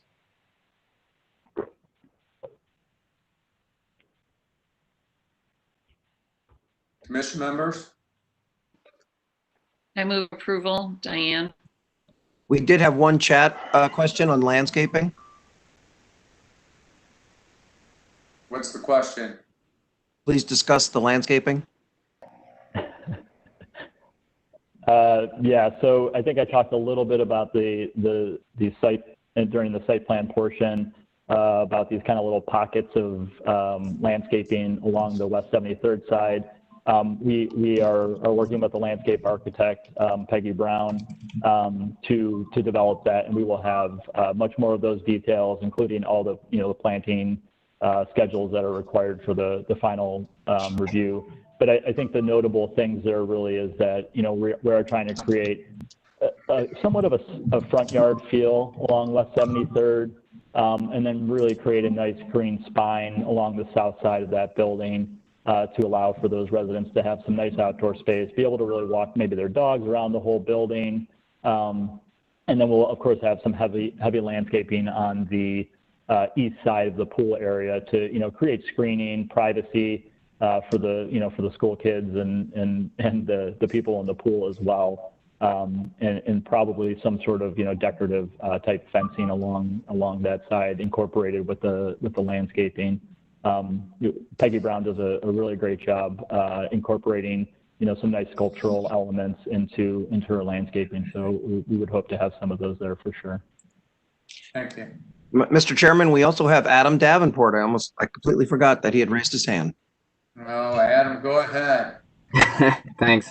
Happy to be working with Paul on this project. You may recognize this site before. This was a previous townhouse proposal last year that came before the commission. Now a different developer and obviously a different site plan. I noticed that Councilman Zone and Detroit Troy are not on this call, but we have been working with them on talking about this site and working through some of the design aspects that Paul mainly hit on respecting some of the neighborhood context, especially some of the front porches seen on 73rd, the interaction with the school site behind, so to speak, on West 70th, and then the community garden to the south as well. Overall, the design review committee is happy with the schematic presentation. They have a few comments that we relayed to Paul for final design, but happy to be working with towards that, and we'll come back in the future. Thank you. Thank you, Adam. We have a motion.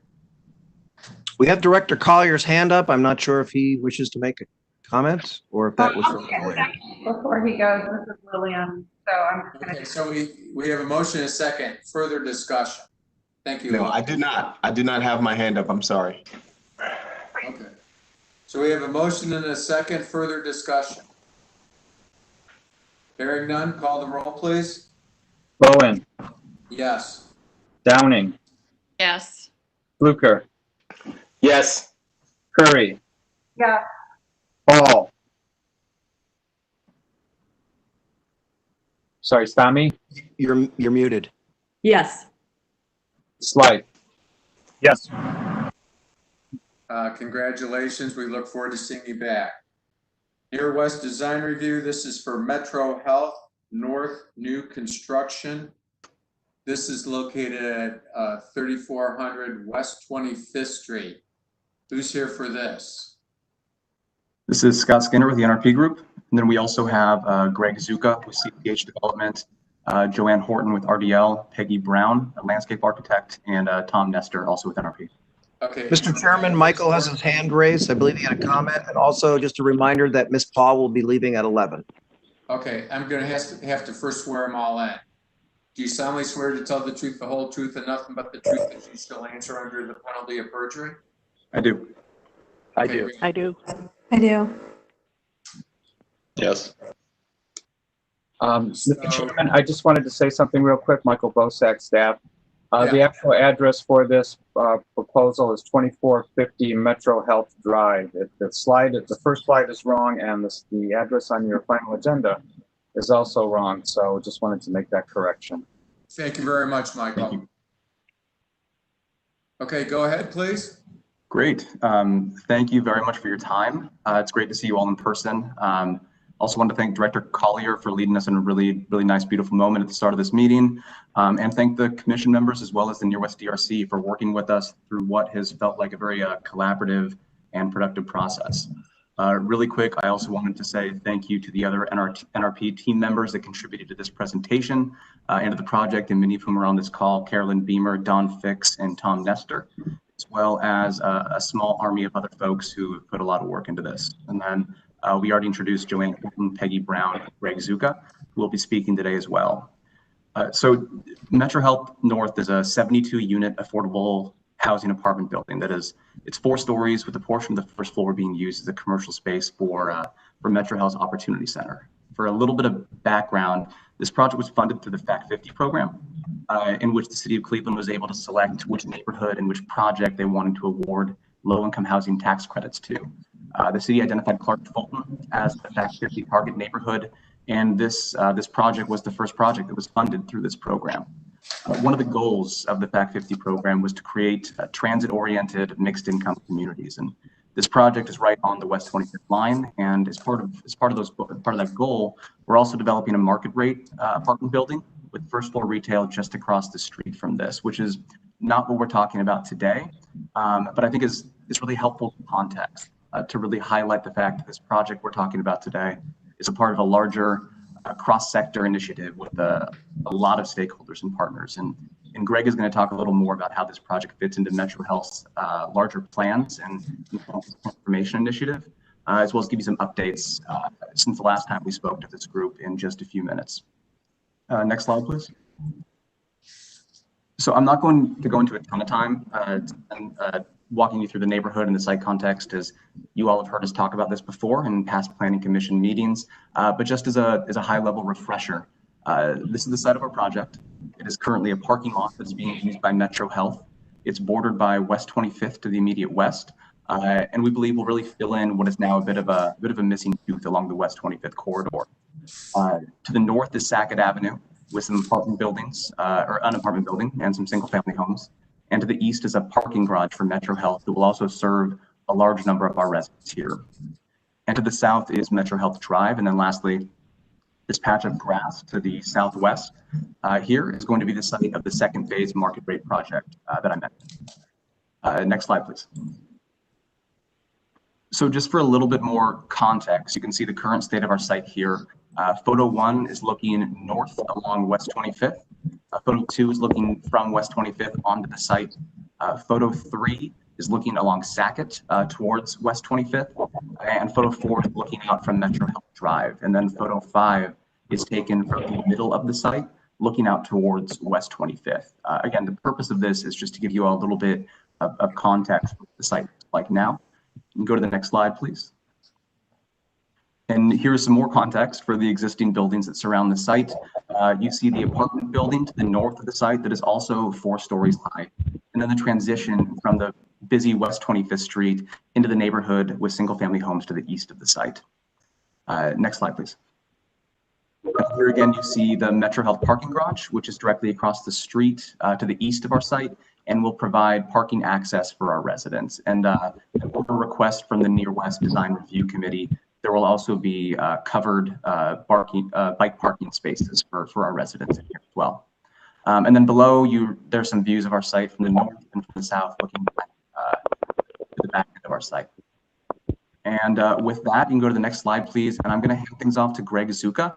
Greg's the Executive Director of CCH Development and with Metro Health, our partner in the project. And Greg can talk a little bit about the larger neighborhood context for this project and this initiative. Thank you, Scott. Good morning, everyone. Thank you very much for this opportunity to bring this, I think, very impactful project to this neighborhood and this community. As many of you know, Metro Health is in the midst of a $1 billion investment on its main campus. We have a 52-acre campus currently that is completely built out with surface parking lots, functionally obsolete buildings, many of which are over 100 years old. And so in order to improve the provision of care, quality of care to our patients and to enhance our connection to the neighborhood, we've decided to make this investment. So we have a 52-acre campus, and this investment, we're staying within the footprint of that 52-acre campus. So it's completely built out now, and what you're seeing right now is the future state of the master plan for the campus. So we will have at the end approximately over 25 acres of green space that will be created. The centerpiece being will be a 12-acre community park, which will reside between West 25th and Scranton Road. So on the visual you have there, it's that green patch with many of the sidewalks that are surrounded by the 3 development projects that we're proposing. But again, you know, as part of Metro Health's overall mission and vision, we understand that healthcare does not just occur within the 4 walls of a hospital or a doctor's office. That really, we understand that over 80% of health outcomes are impacted by non-clinical factors, such as socioeconomic status, built environment, behaviors. All these impact overall health and well-being. And it was because of that that Metro Health decided to look for ways of how to leverage the investment that it's making on its campus to really have a economic and community benefit to the broader community that we have called home for over 150 years. And so what we're bringing today is, first and foremost, is an affordable housing project. We know from data from the neighborhood, but also from our patient population, that many people have housing insecurity. And so we wanted to try to play a role in helping to increase the availability of affordable housing units in the neighborhood, and that is why we are leading with this project. but we wanted to look at it in a little bit more of an innovative approach. And so as part of this, we have on the ground floor of this building that we'll speak to and show a little bit later, a 5,000 square foot, what we are calling an economic opportunity center. So this is where we will have many of our programs that are designed to address the social determinants of health. This will be the location of a workforce development center that we are creating in partnership with Tri-C. This will be the location of its Tri-C Access Center, where we will have workforce development programming that is designed for current employees to upskill, designed for patients that want to improve their job status and career pathway, as well as for residents in the broader community, and making sure that we partner with local agencies that are already providing workforce development in the neighborhood. So we're very excited about this opportunity. And again, as Scott had indicated, this is the first of 3 development projects that we will be looking to spur in the neighborhood directly adjacent to our campus. And with that, I'll hand it back over to Scott. Thank you, Greg. Can you go next slide, please? And this is just showing another possible scenario for future development in which there's a potential second phase of an apartment project directly south of the one that we're talking about here in Metro Health Drive is straightened out. And then next slide, please. Right. So here's the site layout. And before I get into the details here, I did just want to say it has been really terrific working with Metro Health. And it's really exciting for us to see how Metro Health has really become a national leader in how healthcare systems, like Greg mentioned, are addressing social determinants of health and treating the entire community as a patient and engaging that community as an anchor institution. And it's something that we're just very thrilled to play a small role in. So moving into the layout here, this is the layout of the first floor of our building. There are just a few things that I want to highlight before I hand the baton over to our architects who can speak in much more detail and probably much more eloquently than I can about the specifics of the design. So first, you'll obviously notice at the front of the building right along West 25th is the Economic Opportunity Center that Greg talked about. It's a 5,000 square foot space that will be programmed for community outreach. In the southwest corner of the center is a demonstration kitchen to conduct healthy cooking classes for the neighborhood. And then there are several large classroom spaces that are designed to be flexible enough for a variety of programming needs. There's a direct entrance on West 25th, giving the West 25th frontage a hardscape commercial feel that serves this area very well. And then there's office space for Metro and CCH to utilize in the northeast corner. I also wanted to point out an access point for residents of the apartments to enter the Opportunity Center as well, which was something we had talked about in our last meeting with you all. So there's an additional entrance for residents on Sackett that's really just a few steps from West 25th. So if residents are leaving the building to access public transit on West 25th, it's just a quick 5 to 10 second walk and will feel like they're exiting the building directly to that transit stop that is there now. And there's another resident entrance on the south side of the building where the parking lot will be so residents can access the building after parking their cars in the lot there. The rest of the space is not dedicated. The rest of the space that is not dedicated for units is leasing space and resident amenities for our property management company. So you'll see a community room for resident events, a leasing office, a fitness center, and a work room or business center. And then the entire east portion of the first floor here are resident units. The south side of the corridor are traditional apartments. There's a third resident access point on the far east side of the building. If you remember, the Metro Health parking garage is on the east side of the building directly across the street. So this door is really meant for residents who will park in that lot. And then the units on the north side of the building will each have stoops or porches along Sackett. And in between the porches and the foliage that's going to line the street, both of which will be highlighted in just a few minutes, Sackett will really feel much more like a neighborhood street, again, as it transitions from West 25th down to single family homes on the eastern side of the site. And then with that, I'm going to hand things off to Joanne with RDL and Tom with NRP to talk about the design in a little bit more detail for you all. Thanks, Scott. Yeah, so as Scott had mentioned, we have sort of the west side of the building is more public and commercial based, and then the east side is private and residential. And we've sort of broken the building and sort of made it appear a little bit more detached on the left-hand side. One, to have address 25th Street. And you'll see when we move into the elevations that area is treated a little bit differently than the residential portion as well. So just as a summary of what Scott was mentioning before, we do have the internal access to the Opportunity Center.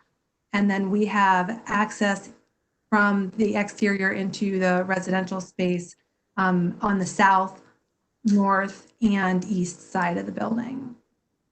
You can go on to the next slide.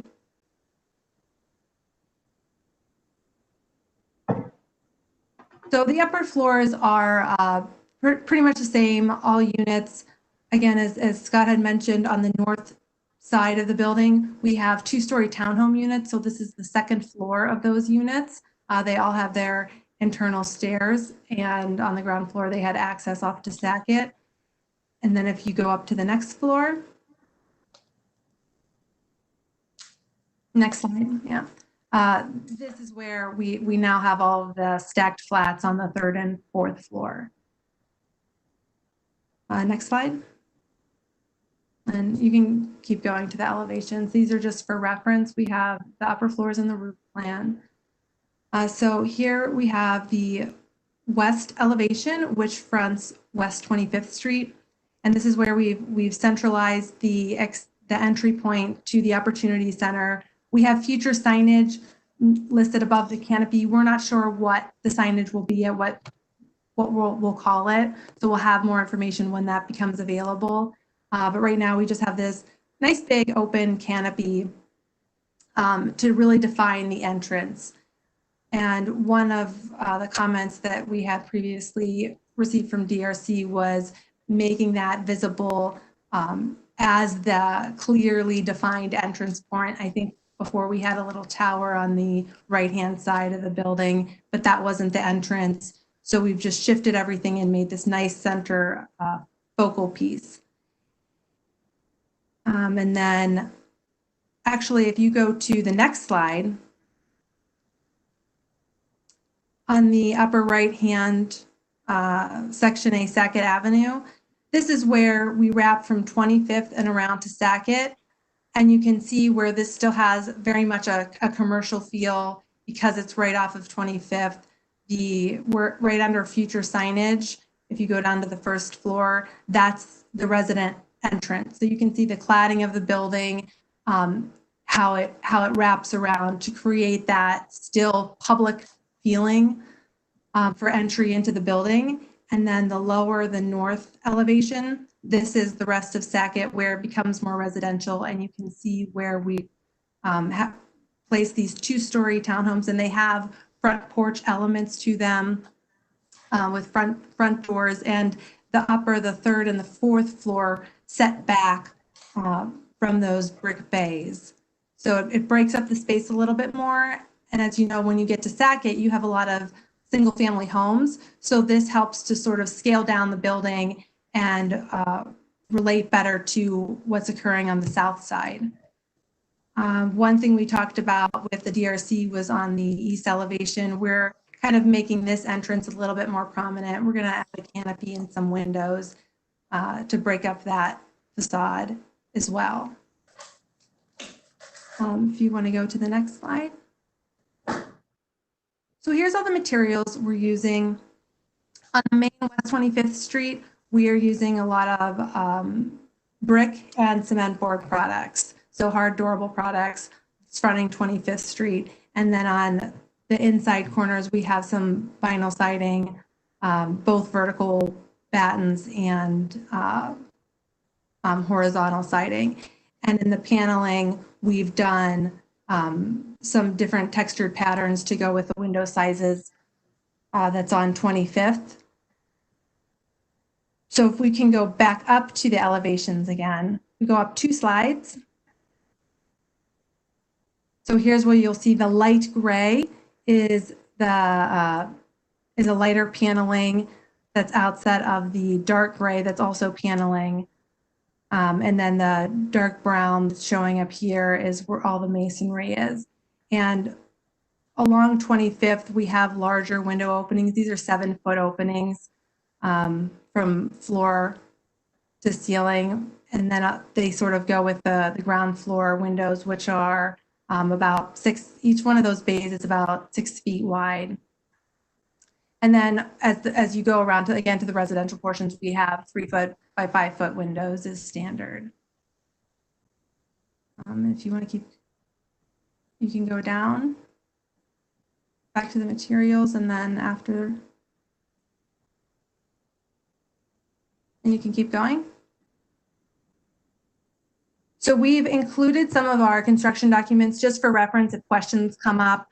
So we have our elevations, and if you keep scrolling through, these are more so just for reference. We've got elevations and we have building sections. You can go to the next slide.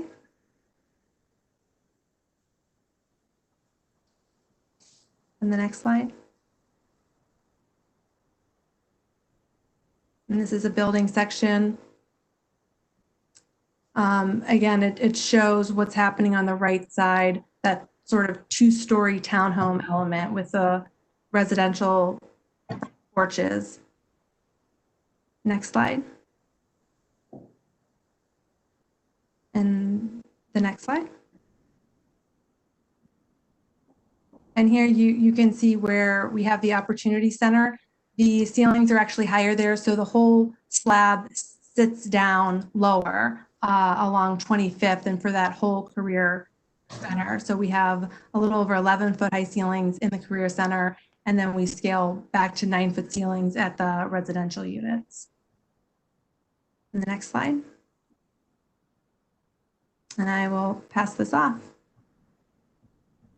Thank you. So this is just a survey, and then can you go to the next slide, please? And this is our site plan overlaid on that survey. The 2 things that I want to point out for you before I hand things over to our landscape architect are that there are 35 parking spaces in this lot, and there are additional 23 spaces along Sackett as well. And then, like I mentioned earlier, residents are going to have access to the Metro Health parking garage across the street directly to the east of the project. And then the final item I wanted to point out where there are 2 sets of bike racks directly in front of the building. One is along West 25th near the entrance for the Economic Opportunity Center, and then one is at the south entrance near the parking lot as well. And then I think the next few slides I will ask Peggy Brown to go over and talk a little bit about the landscape. Okay, thank you. On that previous slide, well, this is actually the lighting plan, but we can start with the discussion of the trees that are currently on the property, that there are 42 existing trees on the property throughout the parking lot and then around the perimeter of it. We're going to be losing those, a lot of them, because of the development of the property, but we'll lose 28, but we're keeping 14 of them with predominantly along the Sackett Avenue, which I think is going to help with the residential single-family buildings across the street from us.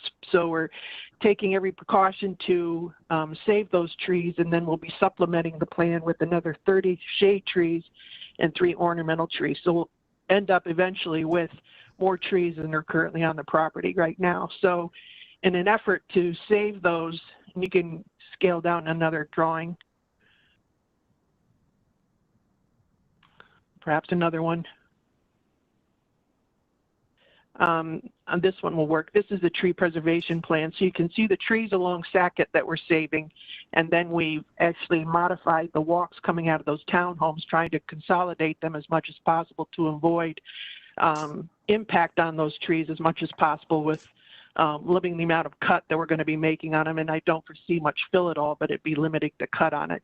And then currently there are no street trees along Metro Health Drive nor along Scranton Road. So we're going to be opening up those sidewalks and providing street trees along those streets as well, picking up on the theme that is being developed by Metro Health hospitals for their master plan project. So we're repeating some of that same material that they're using on their overall master plan onto this property. to help create a more cohesive look throughout the neighborhoods. And go Hey, on to the Peggy. next one. Peggy? Yeah. This is Steve Bowen. We Yeah. lost one of the commission members and we're going to lose more after a while. So if you can. Okay. Cut to the chase. This is for schematic and I'm worried about other people getting in and getting their. No, I thought this was final, isn't it? Yes, This this is is final. review. This is final. Oh, okay, final approval. Okay, I see. But if we Well, could I'll speed still- it up, that'd be great. I'll speed it up. So we've developed an entry court on the Metro Health entrance for the residents to come in. Excuse me, we do have Mr. Fluker with his hand raised. Mr. Fluker, did you have a comment to make immediately or did you want to wait? Okay. Go ahead, sorry. August? No, go ahead. Have Peggy finish. All right. So the entry plaza off of Metro Health is for the residents to come in with a little bit of seating there, a lot of landscaping. All the landscaping is very low maintenance, drought tolerant, a lot of color throughout the year. We are using an irrigation system to help maintain it throughout. And then moving up to the 25th Street exit, moving more to a more urban kind of feel to it with a series of columnar trees working in with the power lines that exist and wrapping that entry plaza to the Career Opportunity Center around the corner to Sackett Court to help reinforce that corner for the resident entry on Sackett Court and pull it into that whole 25th Street streetscape. Again, using more native materials, a lot of color, a lot of grasses, and keep the landscape flowing. We have a secondary entrance coming out of the kitchen area, which is an ADA compliant access that we need. So that's coming out the south wing of the Career Opportunity Center that we're hooking up into that 25th Street streetscape as well. The lighting is being predominantly done on the building with some sconces. There's a few bollards in the pedestrian entrance off of 25th Street, and then a pair of parking lot lights in the parking lot, all LED fixtures. That's about it. Great. Thank you very much, Peggy. And with that, for the sake of time, we'll turn it over to any questions or comments. Great, thank you. Commission members? Yes, this is August. When the gentleman talked about stresses and with populations who are marginalized, I agree with him. But I think there's another stress we need to consider. It's this building placement. I know that the ship has sailed. This building's on an island. It's truly on an island. And my biggest concern is how one navigates trying to cross essentially 4 streets in the court, 3 streets in the court. I think more work should be done with Metro to figure out that whole green alley. I think it creates a big divide between the community to the west, and that's essentially caused issues with the placement of this building. I know this is final, but when we talk about stresses and why people of color have stress, this is one of the reasons. I just don't think this building is placed in it could be placed better. So I just wanted to offer that as my commentary. Thank you. Mr. Chairman, we have Director Collier and Ms. Curry with her hand raised. Yes, go ahead. Just a couple of things I want to add. We've been working closely with Metro West, in Metro West, the Councilwoman's office, Metro Hospital, and everyone for a number of years with respect to looking at the campus and also understanding that you have to go beyond campus walls to deal with the human element of neighborhood development. And we are in the process of a neighborhood master plan. And this goes to Chairman Fluker as well, is really looking at the walkability, how the neighborhood connects to campus, and really making those linkages. So I want to just give Mr. Fluker a level of confidence that that is something that we are going to be laser-like focused on through this process. And as this campus develops and as this neighborhood plan comes together, it's going to solve for a number of these factors. The other thing that I wanted to just emphasize is the fact that with respect to the site itself, Metro Hospital has worked with the city going back and forth for a long time to try to get this, particularly the landscaping and the tree canopy and all of those things right. And considering where we started from and where we are now, we're at a really good place. And I do just want to emphasize that the support for this project from a community perspective, because this is my neighborhood, I literally live a couple of blocks from here. This infusion of investment is needed.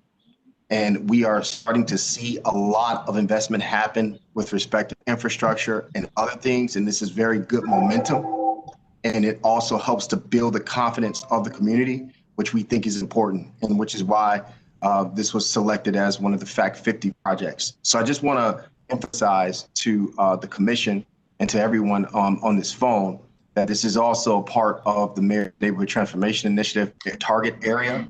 And we have the Cleveland Foundation, we have the Councilwoman's Office, we have the City of Cleveland, we have Metro Hospital, and we have all of these entities really working together to get it right for inherently disadvantaged neighborhoods. And I think we also need to be meticulous, but I just want everyone to know that this is another step, another piece in a bigger scenario. So thank you, Mr. Chairman. Thank you. Lillian?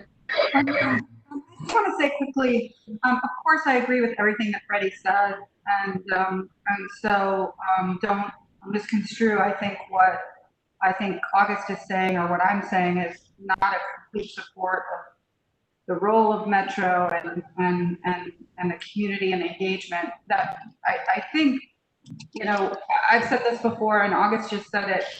I think the thing for the collaboration to think about going forward is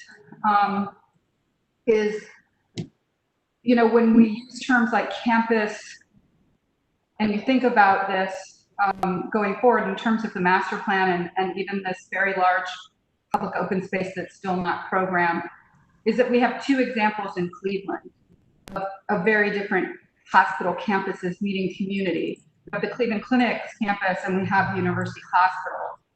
And I'd argue that I'd like this to feel more like how University Hospital integrates itself into the urban fabric in terms of a mixture of uses, of blurred lines, of the hospital engaging the neighborhood, versus a singular use campus that the Cleveland Clinic has, which is so large that it's impossible as a pedestrian to break. So I know we're running out of time, but I'd argue that the fear here is not what the intentions are of these groups in terms of everybody's really trying to do the right thing. It's ensuring that this does not become a singular edge in terms of use, because it will not be a great environment to actually be in as a pedestrian or up against a neighborhood. I think it's going to require a much more sophisticated thought about how this integrates use-wise into the community. I'll stop there. This project is well on its way and part of this. It's really the future use of some of this edge between the community and Metro that worries me in terms of the thinking. So I'll stop there. Thank you. Mr. Chairman, it looks like Mr. Zucca has literally raised his hand. Sorry, I'm not quick with the buttons. So I just want to address those two comments. I mean, yes, what we're here is this one site, but I think if you went back to that previous slide at the very beginning, looking at the broader campus, which kind of shows, really that we're not looking at this as an individual project, and as Director Collier had stated, we are involved and partners with the City Planning Commission, the Councilwoman, Metro West Community Development Organization, and the Cleveland Foundation to look at the broader neighborhood and how the anchor institution connects to that anchor, connects to the neighborhood. I think a couple of quick things just to address, right now, the way that the campus is designed is very much, I think, turning its back on the neighborhood, with the outpatient pavilions back door facing the community, and the Metro Health Towers not facing the community, but facing towards, downtown.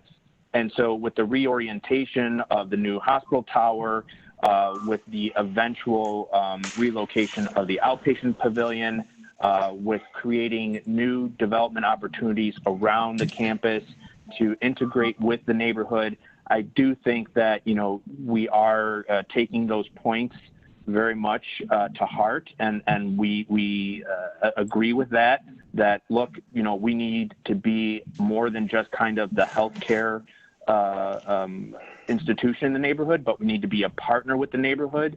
And, and it's more than that, because, we have 94 employees that currently live in this neighborhood. So we're very much integrated. And what we're trying to do now is make sure that our built environment reflects our mission of service to the community, and how we play a role in the community to make sure that these built environment does, address these issues, and does make it a very much, that 12-acre community park, not just a green wall that separates the campus from the community, but is an asset of the neighborhood and of the community. And this master planning effort that we're involved in with Metro West is really about what is that space going to be? Because we don't want it to be a space where we have signs that say "keep off the grass." We want it to be a place where, children, seniors, all different diverse populations come to use that space and see it as their space, as part of their community. So I think, this is very cutting edge for a hospital institution, because we're not buying up huge swaths of the neighborhood to expand multiple medical buildings and such. We're actually staying within the footprint of the 52 acres that we have, and actually making sure that that 52 acres is more accessible and is seen as an asset and as a part of the neighborhood and the community.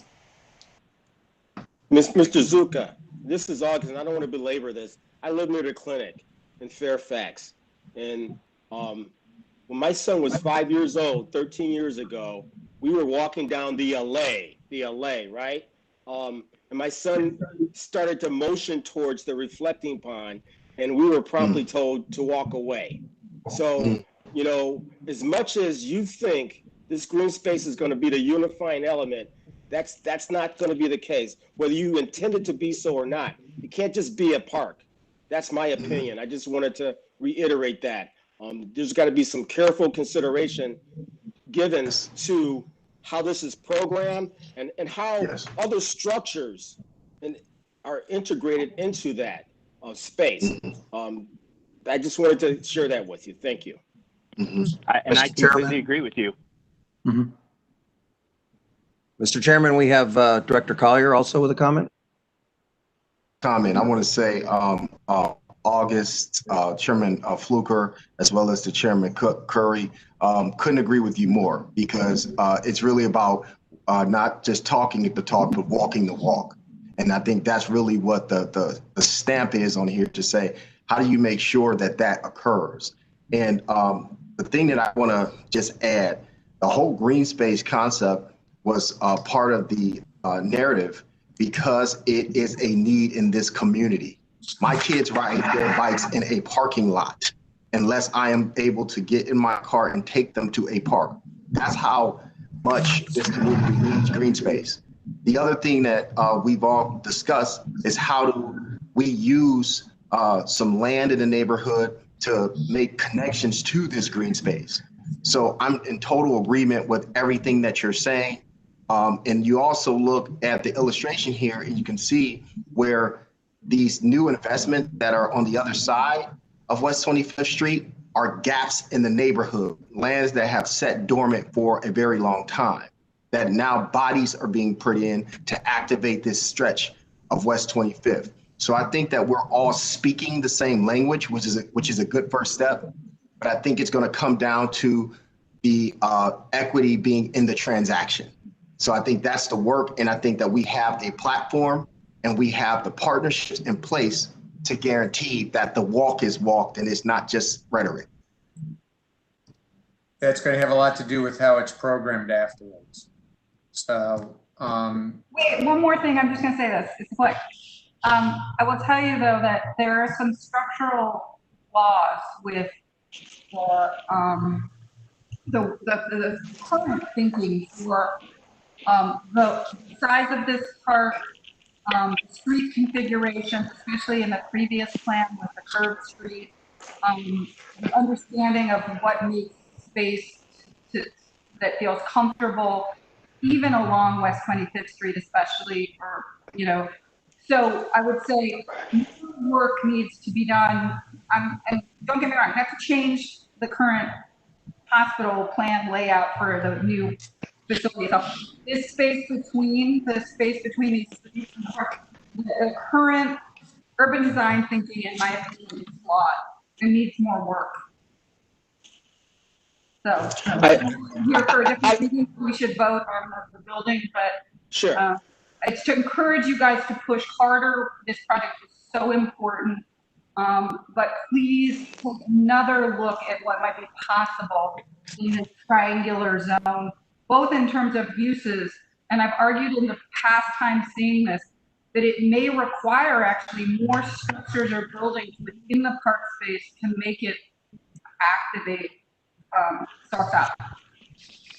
I move to approve. Go ahead. I would like to no, I was put a just going to say, motion. I was just going to say, I mean, this, you know, again, you know, we didn't come to kind of show the park. This isn't a plan about the park. This is just what you see here is just kind of a placeholder. So all these comments are definitely, you know, things that we are examining right now as part of this master plan. And so I agree with everything that's been stated that, you know, we have to be very, very sure and looking at the programming for this park, and yes, there could be structures on it. I mean, there's nothing to say that there wouldn't be. So, but we don't want to get ahead of what the neighborhood and the community wants. So that's why, you know, right now it's just kind of being shown as a placeholder for a park. And so when we have those communications with the neighborhood and the residents, we will definitely make sure that it is front and center. All right, thanks, Mr. Zuka. I will move to approve the project as presented with design reviews comments. I'll second Downing. Motion and second, further discussion. Hearing none, call the roll, please. Bowen, Yes. Downing, Yes. Zucker, Yes. Curry, Yes. Paul. Tommy? She left. Oh, okay. I was not aware of that. That would be nice to know. Slide. Yes. Okay. Congratulations. Look forward to seeing the next phase. Thank you. Thank you very much. We're on, let me find it here. Dollar General, new construction. This is at 506th Street, Memphis. Who's here for this? We have Brian Rubenstein from Vocon. I also have a Dean Sprong with his hand raised. Or Spong, did you have a comment, sir? Yes, I was just going to identify that I would be taking a point on the conversation, and then I would like to identify the rest of our project team that's involved. Sure. So can your whole project team raise their right hand so I can swear you in? Yep. Do you solemnly swear to tell the truth, the whole truth, and nothing but the truth as you shall answer under the penalty of perjury? We do. Yes. We do. Hopefully that's everyone. It's hard to tell from these little cameras. We also have Councilman Kelly with his hand raised. Councilman? Good morning. Good morning. Did you want to start off or did you? Sure, if that's okay with you, Mr. Chair. Go ahead. Thank you. Thanks for considering this matter. I just wanted to make sure that the commission knew that that projects like this, in cooperation with our planning department, we passed an ordinance to take a step back so that we could craft a more comprehensive ordinance that really regulates these types of businesses from a more citywide, comprehensive, thorough manner. So my belief is that something like this proposal should be considered under this forthcoming ordinance. And right now, these types of projects are under the moratorium until November 1, so that to give the city time, to give the planning and give city council time to craft a more thorough, comprehensive regs for these types of businesses. And just from the community standpoint, it's very hard to engage the community during these times. But we were able to schedule a virtual meeting where we had some input, and the residents are very concerned about this. I think this is the reason, because there's so many concerns or questions about these types of businesses. That's why the moratorium, was put in place to give us time to think these things through a little bit better. So as far as I'm concerned, council's intent was that applications like this would be considered under a different ordinance beginning November 1st. So I just wanted to make sure that, the community has, to the extent that we can engage the community, which is very difficult during these times. I think this is so important that we make sure we have full community engagement. Had tremendous concerns about this. I have concerns, but my biggest concern is that we just passed a moratorium on these types of things. Now this is before planning, just a couple of days later. So, with that, I would like the commission to view this, this application, this request, in light of the moratorium that we just passed on Wednesday. Thank you, Mr. Chair. Mr. Chairman, we have a question in the chat log, which someone is asking, should this be tabled because of the legislation, or will it be tabled because of the legislation? We also have Mr. Coyne with his hand raised. Mr. Coyne? Yes, it's a pleasure to be with you all virtually. I want to first disclose that my firm has representation today, and I want to make that clear. Dollar General has retained a firm a year ago to monitor the moratorium legislation, and we were also recently retained by MSP Development, which is actually developing this particular Dollar General. I want it made clear, Dollar General is committed to work with the city during this moratorium period to ensure that the small box retailer regulations are crafted to protect the health, safety, and welfare of the residents of the city of Cleveland, and to make sure such retail businesses are developed responsibly and operated responsibly. That's number one. As it relates to the application before you, I just want it to be clearly reflected in the letter that this specific site was recommended and conveyed as a potential site by the Development Corporation February the 22nd, 2020. Application was filed on April the 17th, 2020 by Vocon, who's retained by MSP. They then met with the planning staff to review the site layout, and the current plan has gone through iterations. It's fully brick, landscaped, it has fresh produce, and there are 17,000 people in this area that would be served by it. They met with local design review on 2 occasions. The first one was more preliminary, and they received approval from local design review on May the 27th. There was a follow-up meeting with approximately 9 neighbors on May the 28th, and their concerns were addressed in a letter that was sent to Mr. Jeff Vesfrey at Old Brooklyn Development Corporation on June the 4th. They met with Rich Riccardi. The property meets the city zoning code and requires virtually no variances. During this time, the moratorium was for nearly a year. Several staff assured Mr.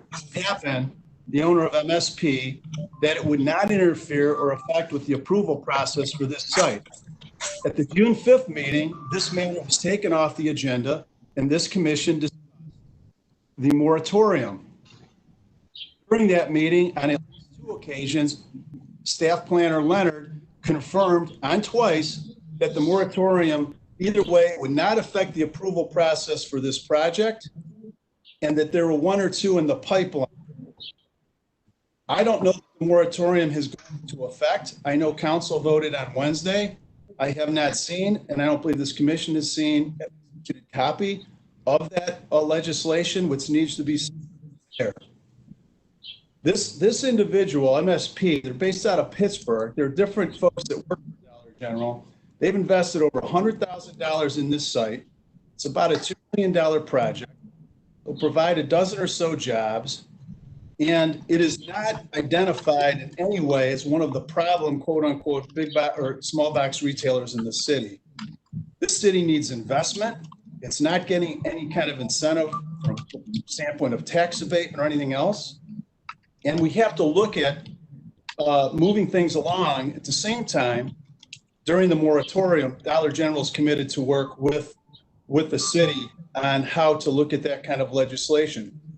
And I note for the record that Dollar General, during this COVID crisis, is one of the top retailers that were addressing the needs of people that live in various cities throughout the country.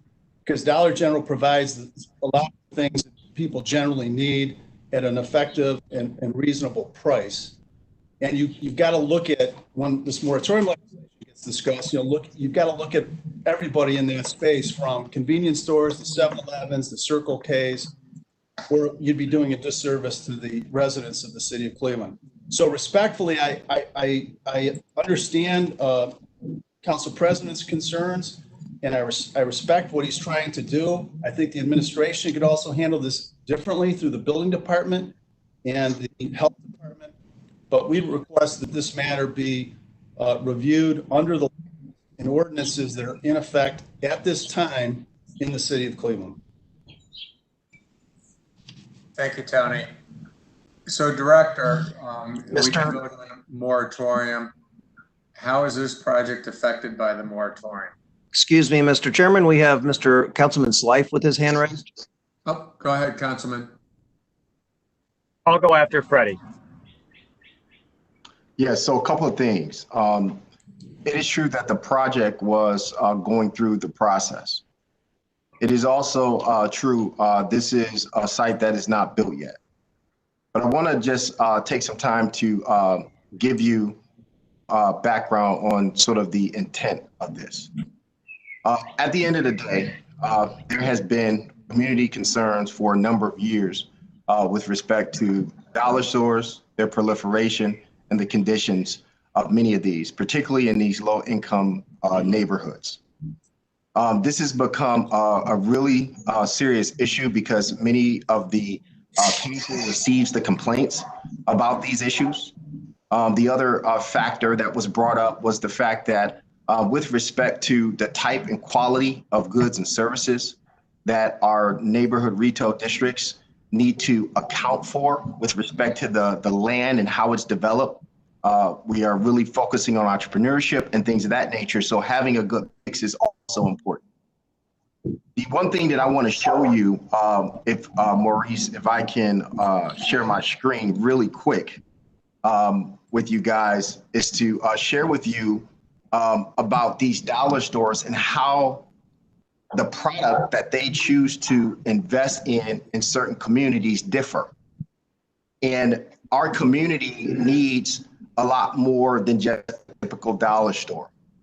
One of the items, and I'm going to share this real quick, that we had some dialogue with the local newspaper about had to do with a product that Dollar General actually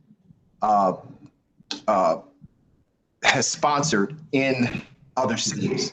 Let me know when you can see my screen all. We can see it. This concept is known as Dollar General Markets. Now, the reason why I'm bringing this up is because one of the complaints that we receive often is concerns over the saturation of these type of corporate retail stores. They don't offer fresh food and vegetables, and a lot of neighborhoods need those types of products and services. But here's a perfect example in Nashville, Georgia, where in some other places where they actually offer this type of quality. Now, one would argue and say, okay, here we are, the city of Cleveland. We know the economic situation in many of these neighborhoods.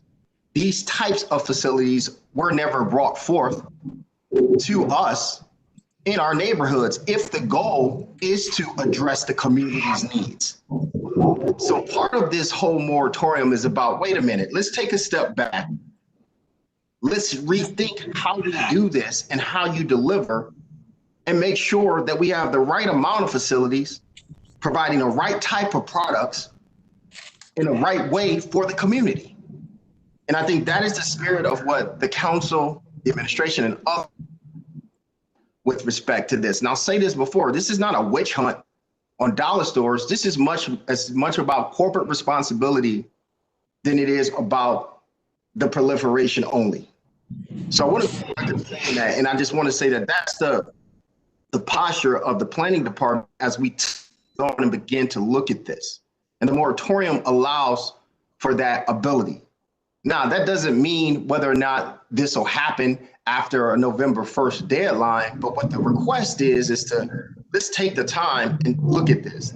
That includes this particular store. So that's the question on the table. But if you want to know how the moratorium impacts this proposal submission is in, it's before us. However, the Planning Commission can make a determination, because that's what it's designed to do, make a determination as to whether or not this is appropriate based on the use, based on the neighborhood, based on factors around zoning. And it's not just black and white.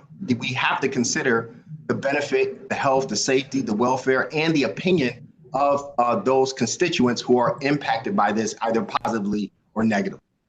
That is my answer, and I wanted to share that with you today and just give you some sort of background. Thank you. Thank you. Mr. Chairman, we still have Mr. Slide, and it looks like we have Mr. Coyne with his hand raised literally. Yes, if I could just say. Well, here, let's Life go first, just because he had his hand up first. Yeah, sure.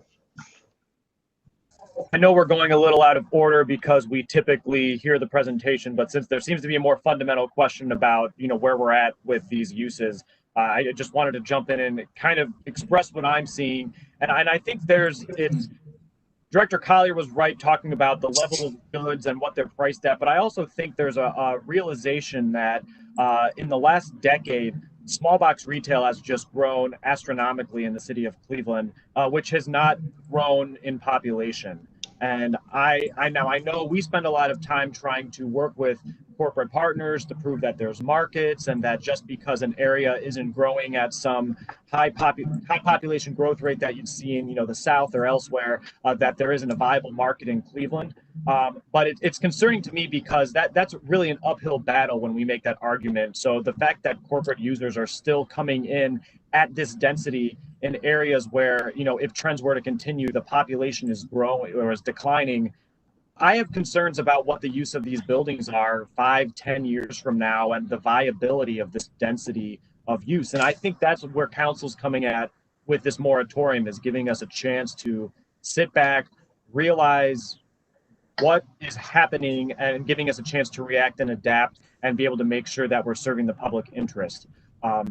Planning Commission did hear at our last meeting, I believe it was our last meeting, Ordinance 411/2019, and recommended it for approval. And I have just the summary, but it's establishing a moratorium on the review, issuance of zoning permits, occupancy permits, other licenses, or permit applications for small box discount stores. And since Planning Commission, at the end of the day, really is a part of the permit review process, I'm questioning whether or not we're able to do this right now under this law, or if it would have to wait until after November 1st.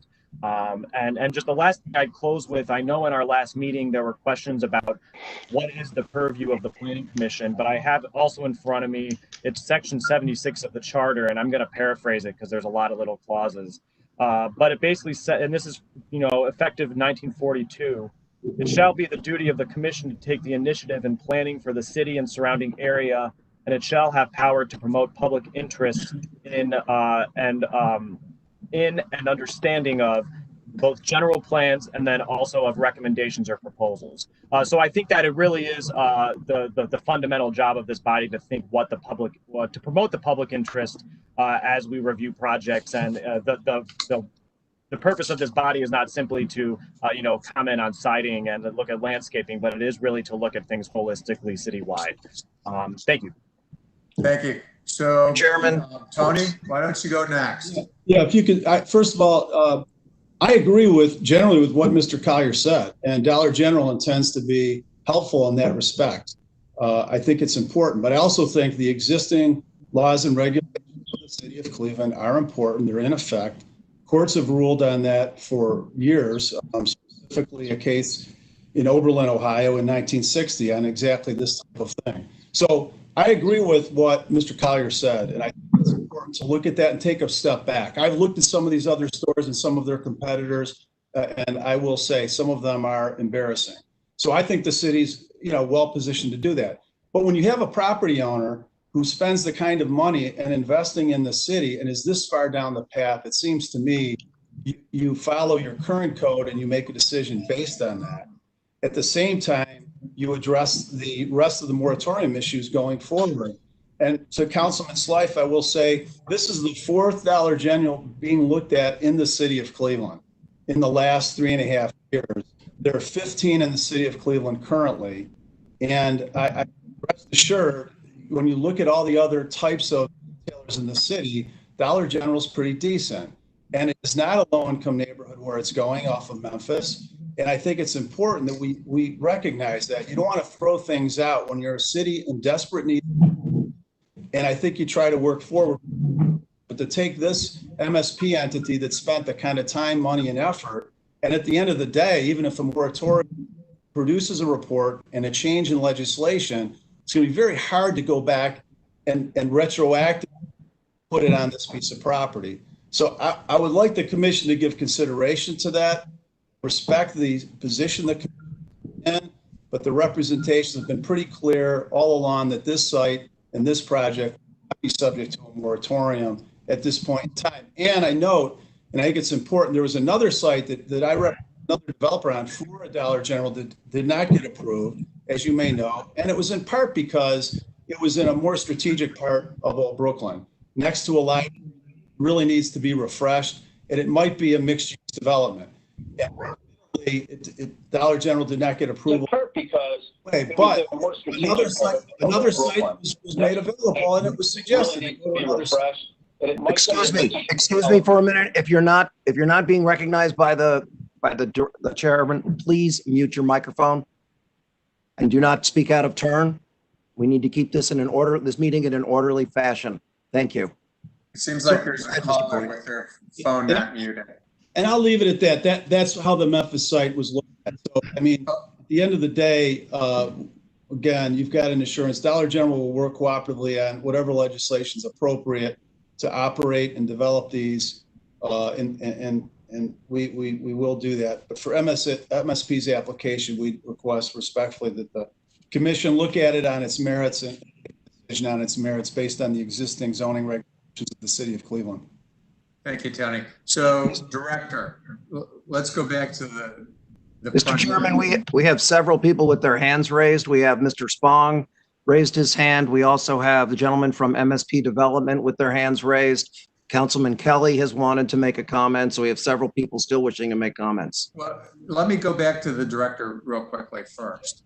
So, Director, there is this moratorium.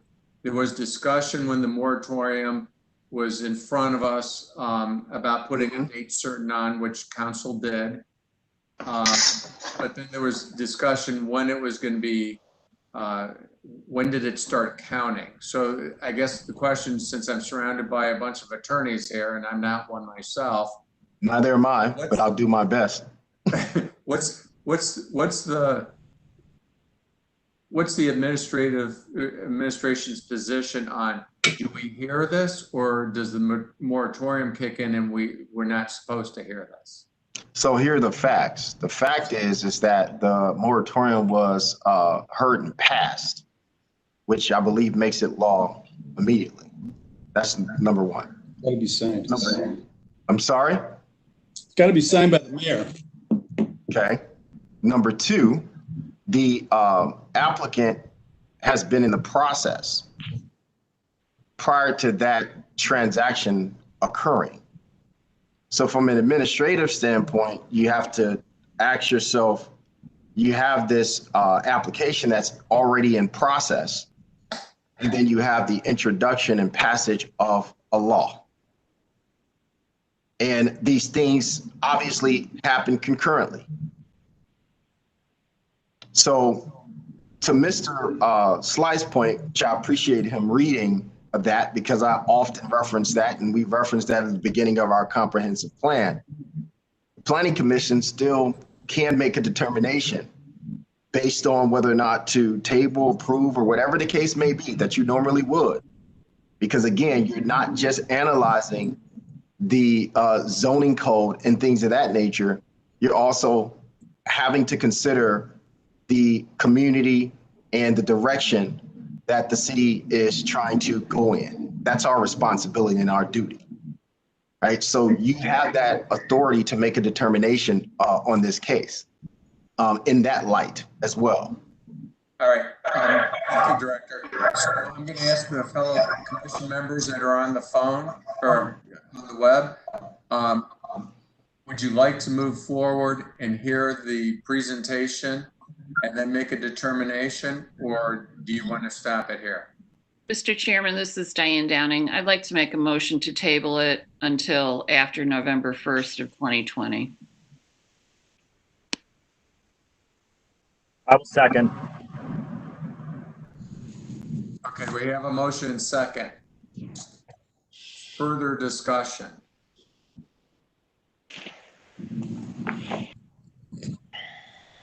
I don't know. I'm a little disappointed because I would have liked to have heard it, but obviously I don't make a motion or a second. We have a motion and a second to table. Michael, call the roll. Bowen. You're garbled, Michael. I'm sorry. Bowen. Yes. Downing. Yes. Kerr. Yes. Curry. Yes. Blythe. Yes.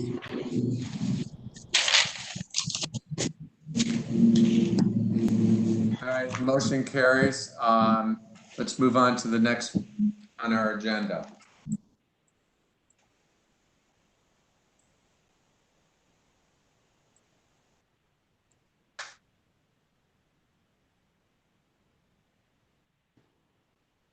This is for the Brook Park Cube Mart, self-storage renovation and new construction, seeking final approval. This is at 2000 Brook Park Road. Who's here for this? We have Greg O'Haron here for that, Mr. Chairman. Yes. Are you here? I'm Greg, here. are you by yourself, or is there a team with you? Dave Whitmire is my architect. He's with me too. So if you could both raise your right hand. Do you solemnly swear to tell the truth, the whole truth, and nothing but the truth as you shall answer under the penalty of perjury? Yes, I do. I do, yes. Thank you. Go ahead. Okay, thank you. This is a site at Brook Park Road and Brookview Road. It's an existing 50,000-foot warehouse that is currently zoned industrial. A little bit of history here. This property is owned by Union Gospel Press. It was built in the 1950s, and immediately right next door to the right of it is a dormitory. The Protestant nuns were employees of the Union Gospel Press, and they would walk next door and work. Well, part of their mission was to take care of these nuns until they passed away. The last one passed away last year, and so they're downsizing. They don't need nearly this amount of space.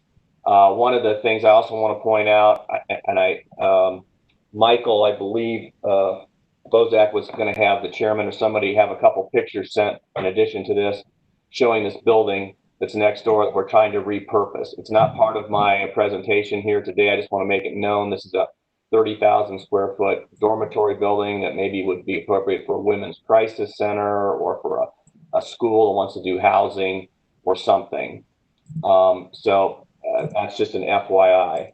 So if we could, if you look at the location, we're surrounded by retail. Directly across the street is a CVS.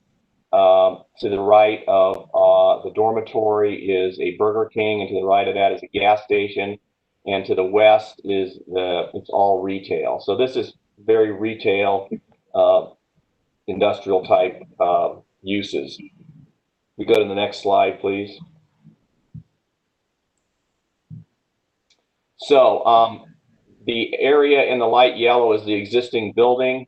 The area in the tan are new buildings that we're going to be adding on, single-story self-storage buildings. All of the doors face inward. You're not going to have any doors visible to the street. It's kind of a what you would call a fortress-style development, and we will be adding basically adding on to the building. You can see to the right there the 3-story existing dormitory building that I was referring to. Next slide, please.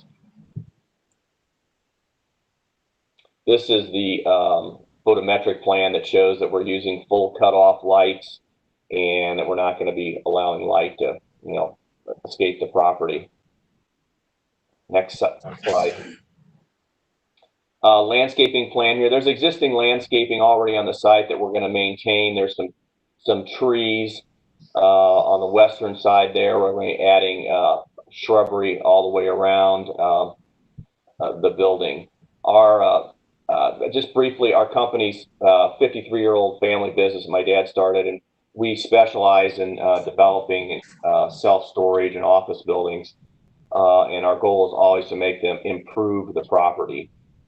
I was not really part of the process of putting together the slides. I didn't really realize the process, and Matt Moss had sent this on, so there were a couple things that were left out that I would have liked to have shown you. Mr. Chairman, do you have those additional couple slides that did Michael Bozak send those on to you?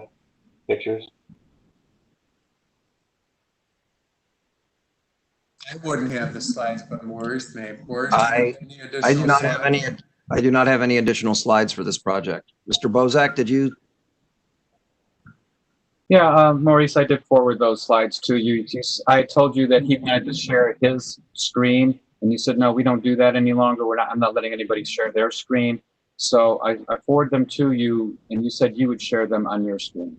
Let me see if I can find them. Okay. Okay. Well, I'll continue talking. If you can skip to the next slide, that would be great. So this is what we're proposing to do. The slide that I wanted to show you was what the existing building is. It will be, currently the building is brick, and we're going to be painting the brick. Those gray areas on the front that resemble doors are not doors. It's just painted gray. We would be CubeSmart, which is in Cleveland currently. Corporate colors are red and this cream color. Comes across as being a little green on my screen, but it's really a cream color. Those are the colors that will be used on the building. We have an example of another building that we just finished in Hammond, Indiana, in the last couple of weeks. That was one of the slides that I was hopefully being able to show you. It shows you the colors a little more clearly. I did find the slides. Okay, that's okay. So whenever you're ready, let me know. But, you did find them? Yes. Okay, wonderful. You can just pull them up.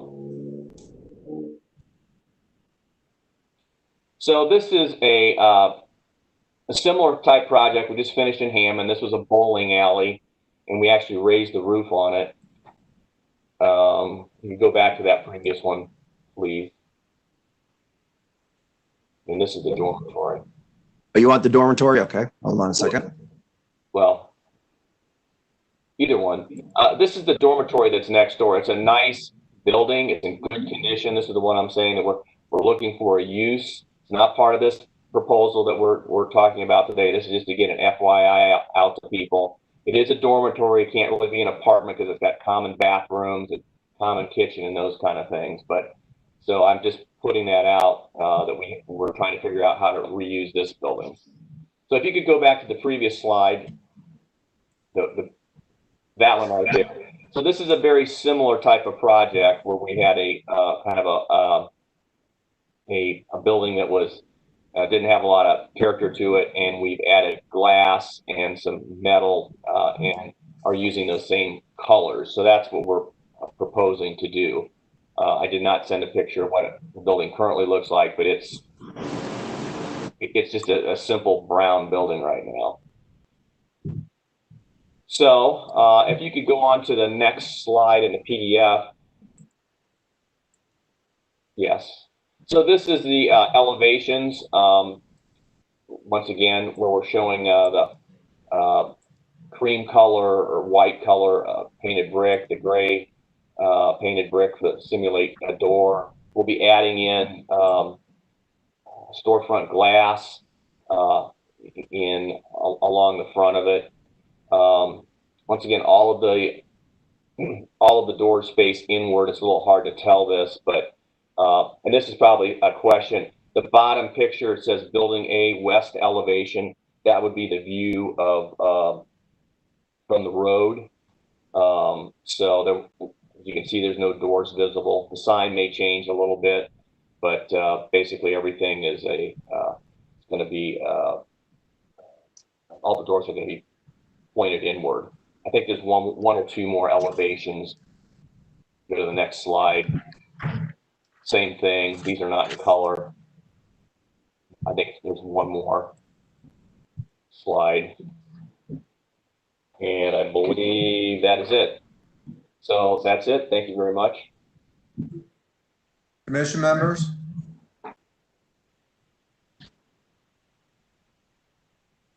Questions?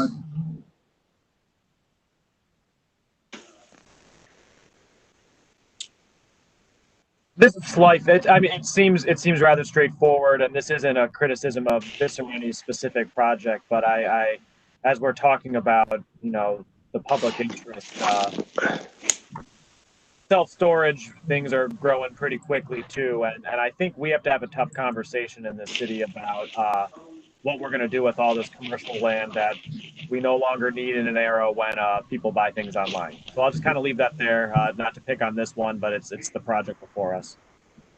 I move to approve as presented. We have a motion. I'll second. And a second. Further discussion? Hearing none, call the roll, please. Bowen. Yes. Downing. Yes. Fluker. Yes. Curry. Yes. Slight. Yes. Motion carries. Good luck. Brighton Park new construction seeking final approval. This is at 3967 Pearl Road. Who do we have for this? We have Jeff from Old Brooklyn. Jeff, are you there? Good morning. Good afternoon. This is Lucas Reeve from Old Brooklyn Community Development Corporation. Unfortunately, Jeff had to run, so I will present on his behalf. Lucas, can I swear you in, please? Yes. Do you solemnly swear to tell the truth, the whole truth, and nothing but the truth as you shall answer under the penalty of perjury? I do. Thank you. Go ahead, please. I believe you may have a presentation there in front of you. I'm at the having some technical issues this morning, so I joined you by phone. So I will run through very high level the Brighton Park with you, and if you do have the presentation, please feel free to flip through so folks can have a visual accompaniment to some of the information that I'm providing. Brighton Park draws its name from the historic settlement that was Old Brooklyn before Old Brooklyn was Old Brooklyn. So we're happy that this particular park pays homage to that name. It is being constructed on the former Henninger landfill site. This site had been operating for many years and was mostly used for construction and demolition debris, highway construction, I believe even some debris from the demolition of Municipal Stadium many years back. The Western Land Conservancy acquired this land, and since that time, we've been all working collaboratively, Old Brooklyn Community Development Corporation, Western Land Conservancy, who will remain the owner of the site, as well as the Cleveland Metro Parks. This project is about an $850,000 total investment and consists of 26 total acres of development. So in terms of its size and scale, is very significant.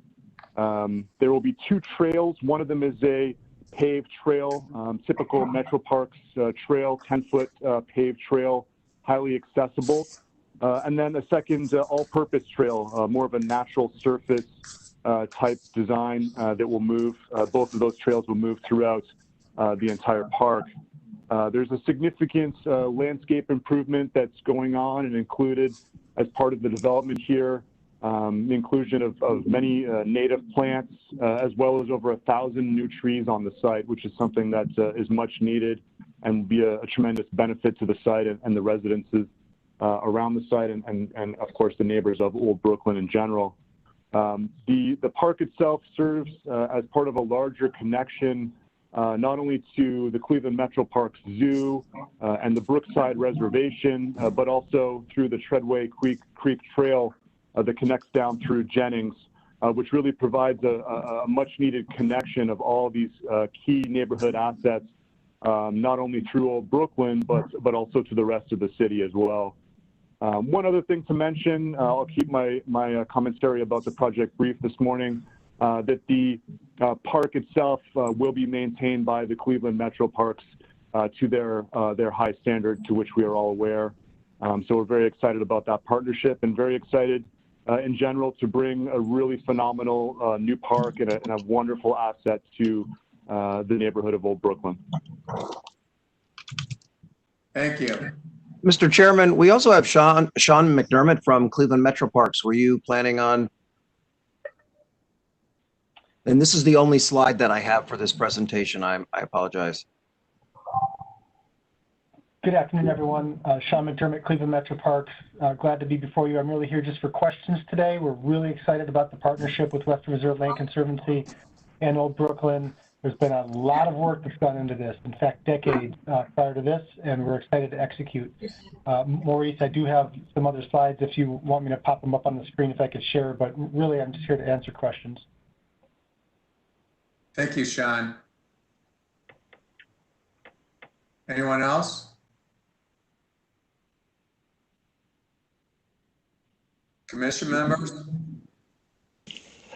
I move to approve as presented. I second. We have a motion in 2 seconds, and I think it was tied, so. I prefer my second. It's a great project. It's a great project. So I'll just make a comment. All right, Lillian. Further discussion? Further discussion? No, I just wanted to say it's a great project. Really, it's great. Okay, Michael, call the roll. Bowen. Yes. Downing. Yes. Booker. Yes. Curry. Yes.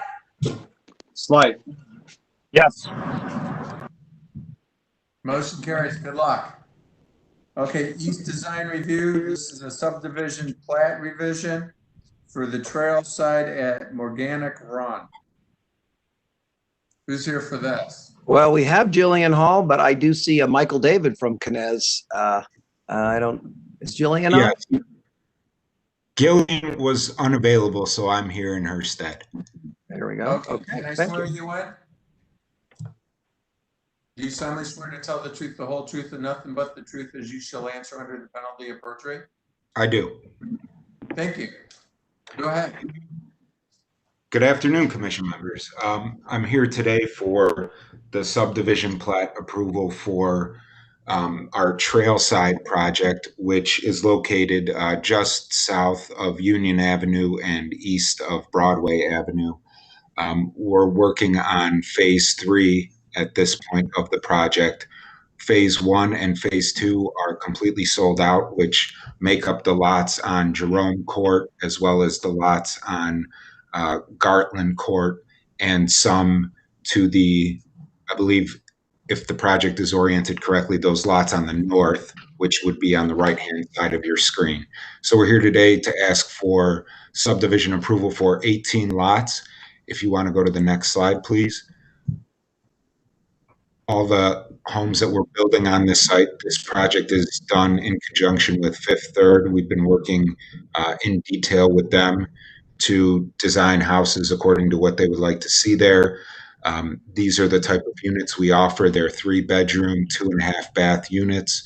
They're 20 by 42 with an attached car garage. And they also, if you want to go back to the previous slide, please, there's also room for 2 green spaces to the left of the screen in the far corner, as well as on the northern side, or what would be the eastern side of the subdivision. One here. And then one down. Sorry, I don't know if you can see me, but the very far left corner. Yep, there you go.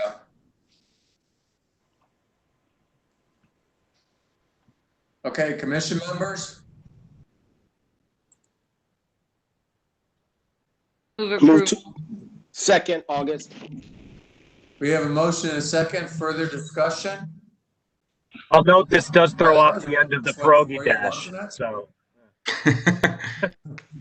Call the roll, please. Bowen, Yes. Downing, Yes. Fluker, Yes. Curry, Yes. Slight. yes.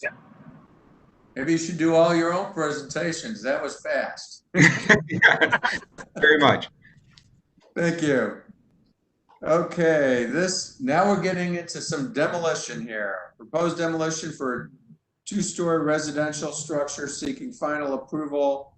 This is under codified ordinance 341.08, and this is at 8013 Keys Avenue. And we have Wu from the city of Cleveland. Hi, good afternoon, Commission Good members. afternoon, Will. So this is 8013 Keys. Next slide, and we'll just, like I said, go over the pictures slowly, and the pictures will speak for themselves. So next slide. Next slide. Next slide.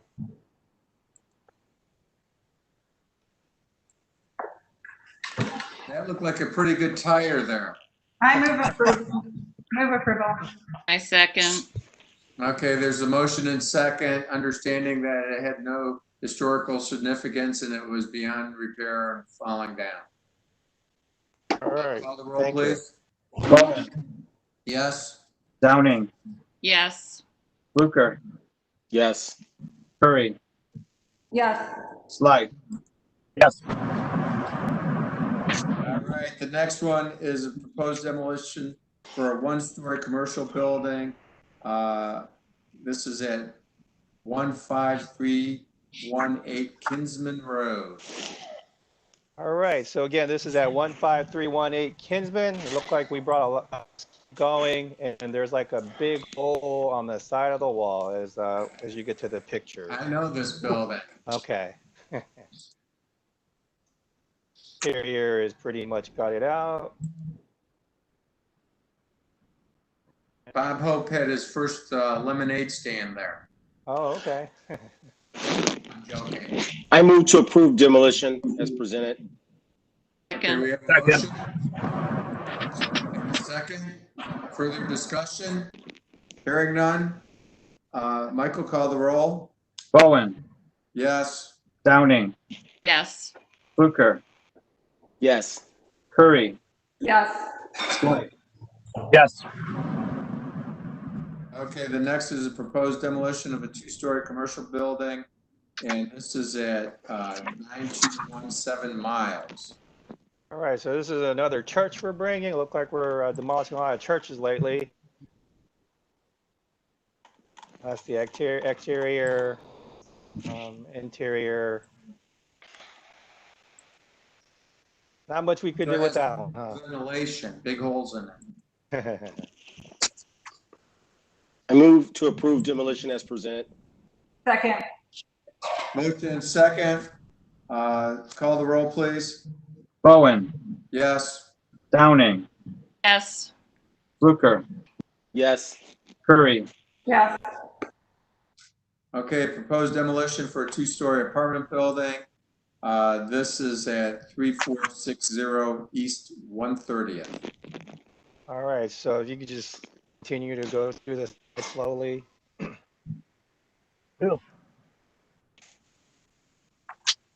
The porch is going to turn into a patio pretty soon.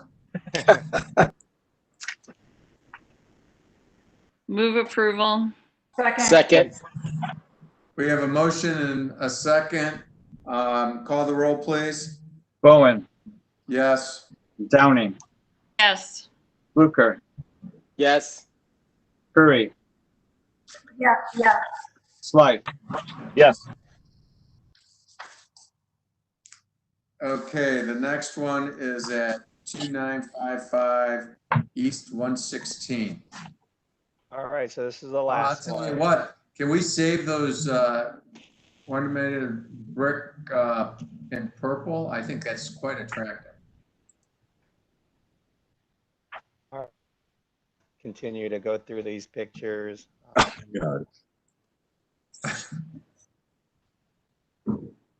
Unbelievable. Move approval. Second. Motion and a second. Roll, please. Bowen, Yes. Downing, Yes. Fluker, Yes. Curry, Yes, I'll say this is a nice development site. All right, thank you, guys. Slight. Thank you very much. So we have a special presentation on public art, Frank Mural, 299 Question, Avenue. approval, I had a hard stop at noon, but is there anything else that requires a vote? Because I really can't, does this require a vote? Does anything else require a vote quickly? Michael? Yes, these require planning commission approval. There's only two of them. Can you state just, okay, Yep. who's ever here, let's present this quick. Can I swear you in? Who's here for this? We have someone from Midtown, Ms. Sang. Is that Yes, how hi. you pronounce it? Sorry. That's correct. Thank you. Yeah, can I swear you in, please? Yes. Do you solemnly swear to tell the truth, the whole truth, and nothing but the truth as you shall answer under the penalty of perjury? I do. And can we make it quick because we don't want to lose Lillian because we need a quorum? Absolutely. Yep. Real quick before Karis gets started, this is Donna Petras, the public art coordinator. This project was unanimously approved at Euclid Corridor Design Review yesterday, and I'm also in support of the project. Thank you. Thank you, Tara. Just to go quickly, some background is that this is the mural that was on Public Square last year as part of the rotating mural gallery on the back of Rebel Business. Jordan Wong, the artist pictured here, wanted to find a second life for this project and donated it to Asia Town. And so we've just found a new home for it. And so that's what I'm presenting to you today. You can go to the next slide. This is the location at 30th and Payne. It's actually at Asia Plaza. As you'll recall, we have also done some utility artwork that Jordan Wong also did on 30th and Payne. So this will kind of be a nice highlight here. You can go to the next slide. So this is the location. It's facing 30th Street. You can kind of see on the left side of the photo, that's the entrance to Liwa. This is, again, just kind of a large wall on the side of Asia Plaza, which is a landmark building in the community right at the intersection of 30th and Payne. Next slide. This is how it would look on the wall, kind of framed right in the center. The owner has agreed to contribute to the installation as well as upgrade the lighting to be able to illuminate the mural at night. Next slide, please. And so this is just a little bit more about the installation, the materials. We expect it's a high quality banner with high quality inks. We expect it will last for several years. And the installation, you can actually go to the next slide for some photos of how the framing is done. It's the same type of frame that is done on Public Square. to hammer the banner into it and attach to the wall. Next slide, please. And this installer actually just did this at Van Aken District, so this is just an example of how it looks on a wall. And my last slide, the next slide is just an acknowledgement that we'll have some sort of a plaque. Jordan Wong is actually designing it currently, but it will be very similar to this, just with some updates about the transfer of the artwork to this location and to acknowledge the funders. Move approval. Second. We have motion and second. Call the roll, please. Bowen, Yes. Downing, Yes. Fluker, Yes. Curry, Yes. Slight. Yes. Thank you so much. Thank you very much. The next one is Urban Renaissance with a Heart mural. This is at 9107 St. Clair Avenue. Yes, this is Tara Tutris again. The artist on this particular project, Gary Williams, is working to put up a mural at 91st and St. Clair. It's not in a design review district, but they do have several murals throughout the neighborhood. They work very closely with the community on and engaging the community with all of their murals in that corridor. And I'm just here just saying that I also support this project. I think that the nature of the work, the art itself is very appropriate for the time right now with regard to social justice and our climate in America right now. So I'll just turn it over to Gary to go over the slides with you. Okay, can you hear me? Can I swear you in, please? Do you solemnly swear to tell the truth, the whole truth, and nothing but the truth as you shall answer under the penalty of perjury? I do. Thank you. Go ahead, please. Okay, this mural is located on the west-facing wall of a mixed-use building. It's the bottom floor is for the business. The top floors are apartment buildings. If you take a look at the picture that's on your screen right now, there it is. So that's the wall. If you go to the next, please. And that's the wall facing, you're facing east, the wall's facing west.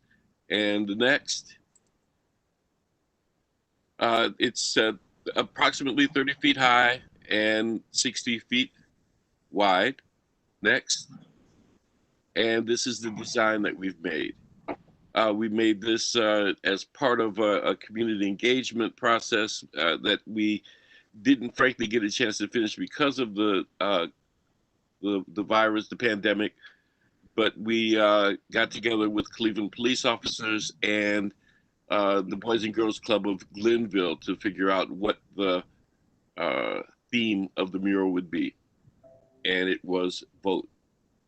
Very cool. It's it's amazing, Gary. Congratulations. That's awesome. Yeah. Will it be painted or will it be vinyl? I'm sorry, I didn't hear. Will it be vinyl? It'll be vinyl printed? No, what we'll do is we'll paint the wall black, and the image of the little boy will be done on Pellin with high quality acrylic paint. Yeah. Last upwards 15, 20 years. And the images on the side will be done on much like they do in Philadelphia, the Philadelphia Mural Project. Okay. I gotta say, this is we start off with a moment of silence and we end with a voice. Yes. I move to approve. I second. We have a motion and second. Michael, call the roll, please. Bowen, Yes. Downing, Yes. Fluker, Yes. Curry, Yes. Slight. Yes. Before anyone leaves, the two things on the agenda that we took off the table. So it's page 2 and page 3. They were lot splits. Since we didn't hear them, can I have them put back on the table? Do you want them one at a time or separately? Just put them together. It's all right. Okay. Motion to table the 2 items from earlier on the agenda. Second. Motion second. Call the roll, please.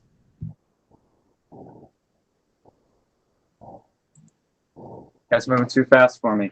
All right, Bowen, Yes. Downing, Yes. Fluker, Yes.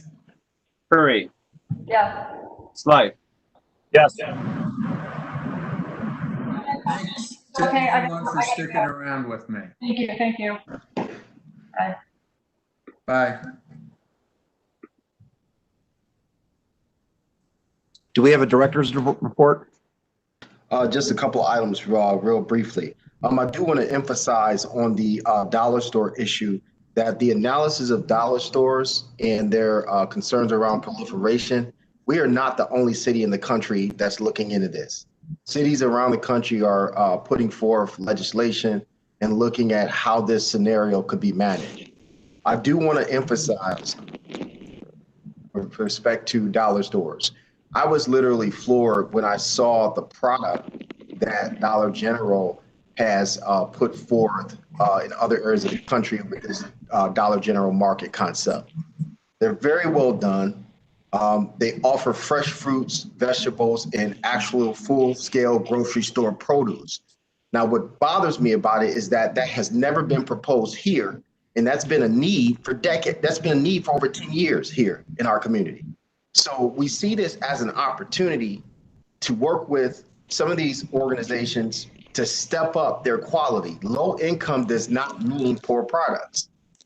And I think for us, this is very important for us to make sure that we're delivering on quality of life. We always get into the argument of, design and all of those pieces, but there is also the socioeconomic component that we address through legislation and through planning and development.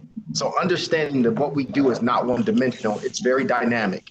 And our regulations, our rules, and what we put forth in our laws is going to equate to someone's quality of life. So I appreciate Mr. Slife for highlighting Chapter 76, because that's something that we all need to make sure that we remember when we think about our duties. I also respect Mr. Coyne, but Dollar General is one of those who we can potentially work with in the future to get a better product because they have a better product offering. So I just want to emphasize that, because this is something that's going to be ongoing with respect to back and forth, and we want to make sure that we keep the commission engaged in that dialogue. Hey, Freddie. Yes. Diane, Yes. I would just say to you that we need to hold November 1st as the tight deadline here. Oh, absolutely. No question. Whatever your timeline is to do the study and the review and engaging people, it needs to look to November 1st as a final date, because I feel that's fair to both sides. When I proposed November 1st at the commission meeting a few weeks ago, it was to give everyone in this time of difficult or more difficult communication, because it's face to face, enough time to do the study and to have the discussions and to make the final recommendations and proposals. But I really ask, at this meeting and in front of my other commission members, that we all hold to that deadline. Yeah, Diane, I think that's a good point, because I was going to actually vote no against it until you put the date on it at the November 1st. And I think, one, that's really important. The other thing I think we need to look into, ICSC's talked quite a bit about dollar stores, and mostly about the ones that aren't run very well. And safety is another one, because they get robbed a lot. There's a single person there, watching the store, and people come in and drive their cars through the front door and steal things.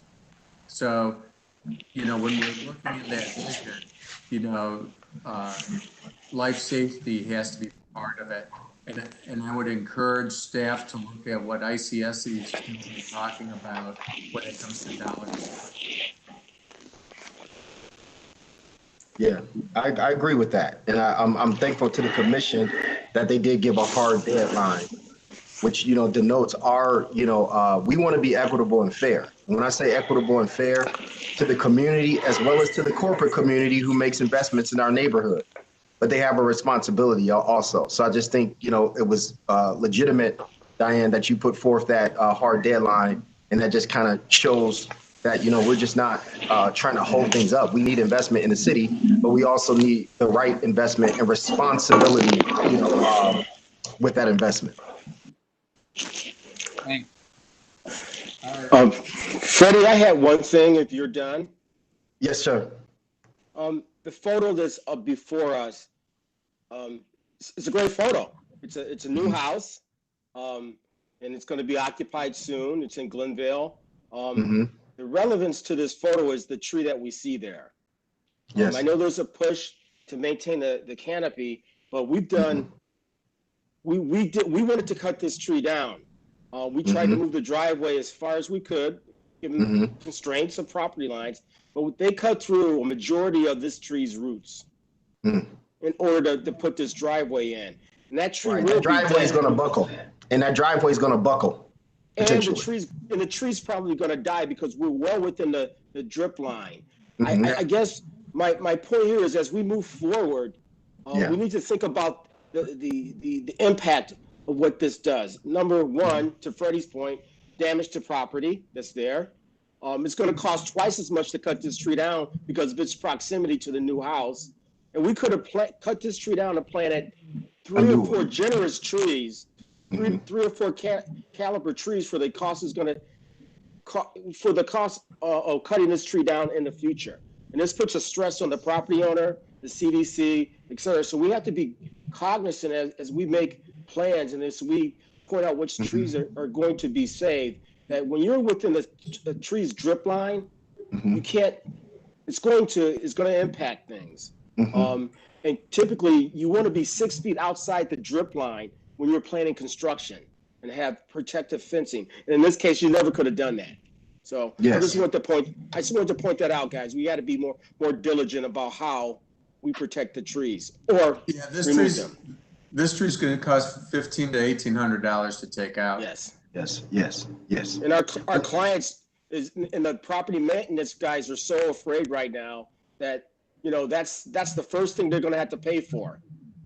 You know, August, to your point, you know, and I talk with staff about this all the time, and some of them are still on the line so they can verify this. You know, there's one thing to be principled, but understanding the application of principle and the reality of the actual project and the merits of that particular project, right? Your value or principle should kind of guide your thinking, but there's going to be things that you're going to confront that you have to calibrate on. You see, so, and that's very important. It's the same thing with legislation. When you may have a councilman put forward a piece of legislation, but there's mechanics that goes into fairness, how it's administered, and all of those things. And that is what us as the administration often have to take our time to think critically about. Because when you get those complaints and those calls about health, safety, and welfare and all of the other externalities, it's going to be us that has to address that. So it's very important that it's not just legislation or it's not just a principle, but, you know, and I tell people, I say, you know, most people, they see the performance. They don't know what it takes to put on the show.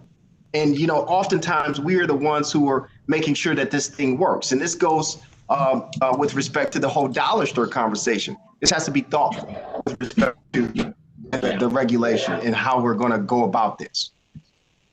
So I hear you. I just wanted to share this with you guys because it's very seldom we get to see what happens after we approve something and the reality of the impact of what we approve or not. So thanks for that platform.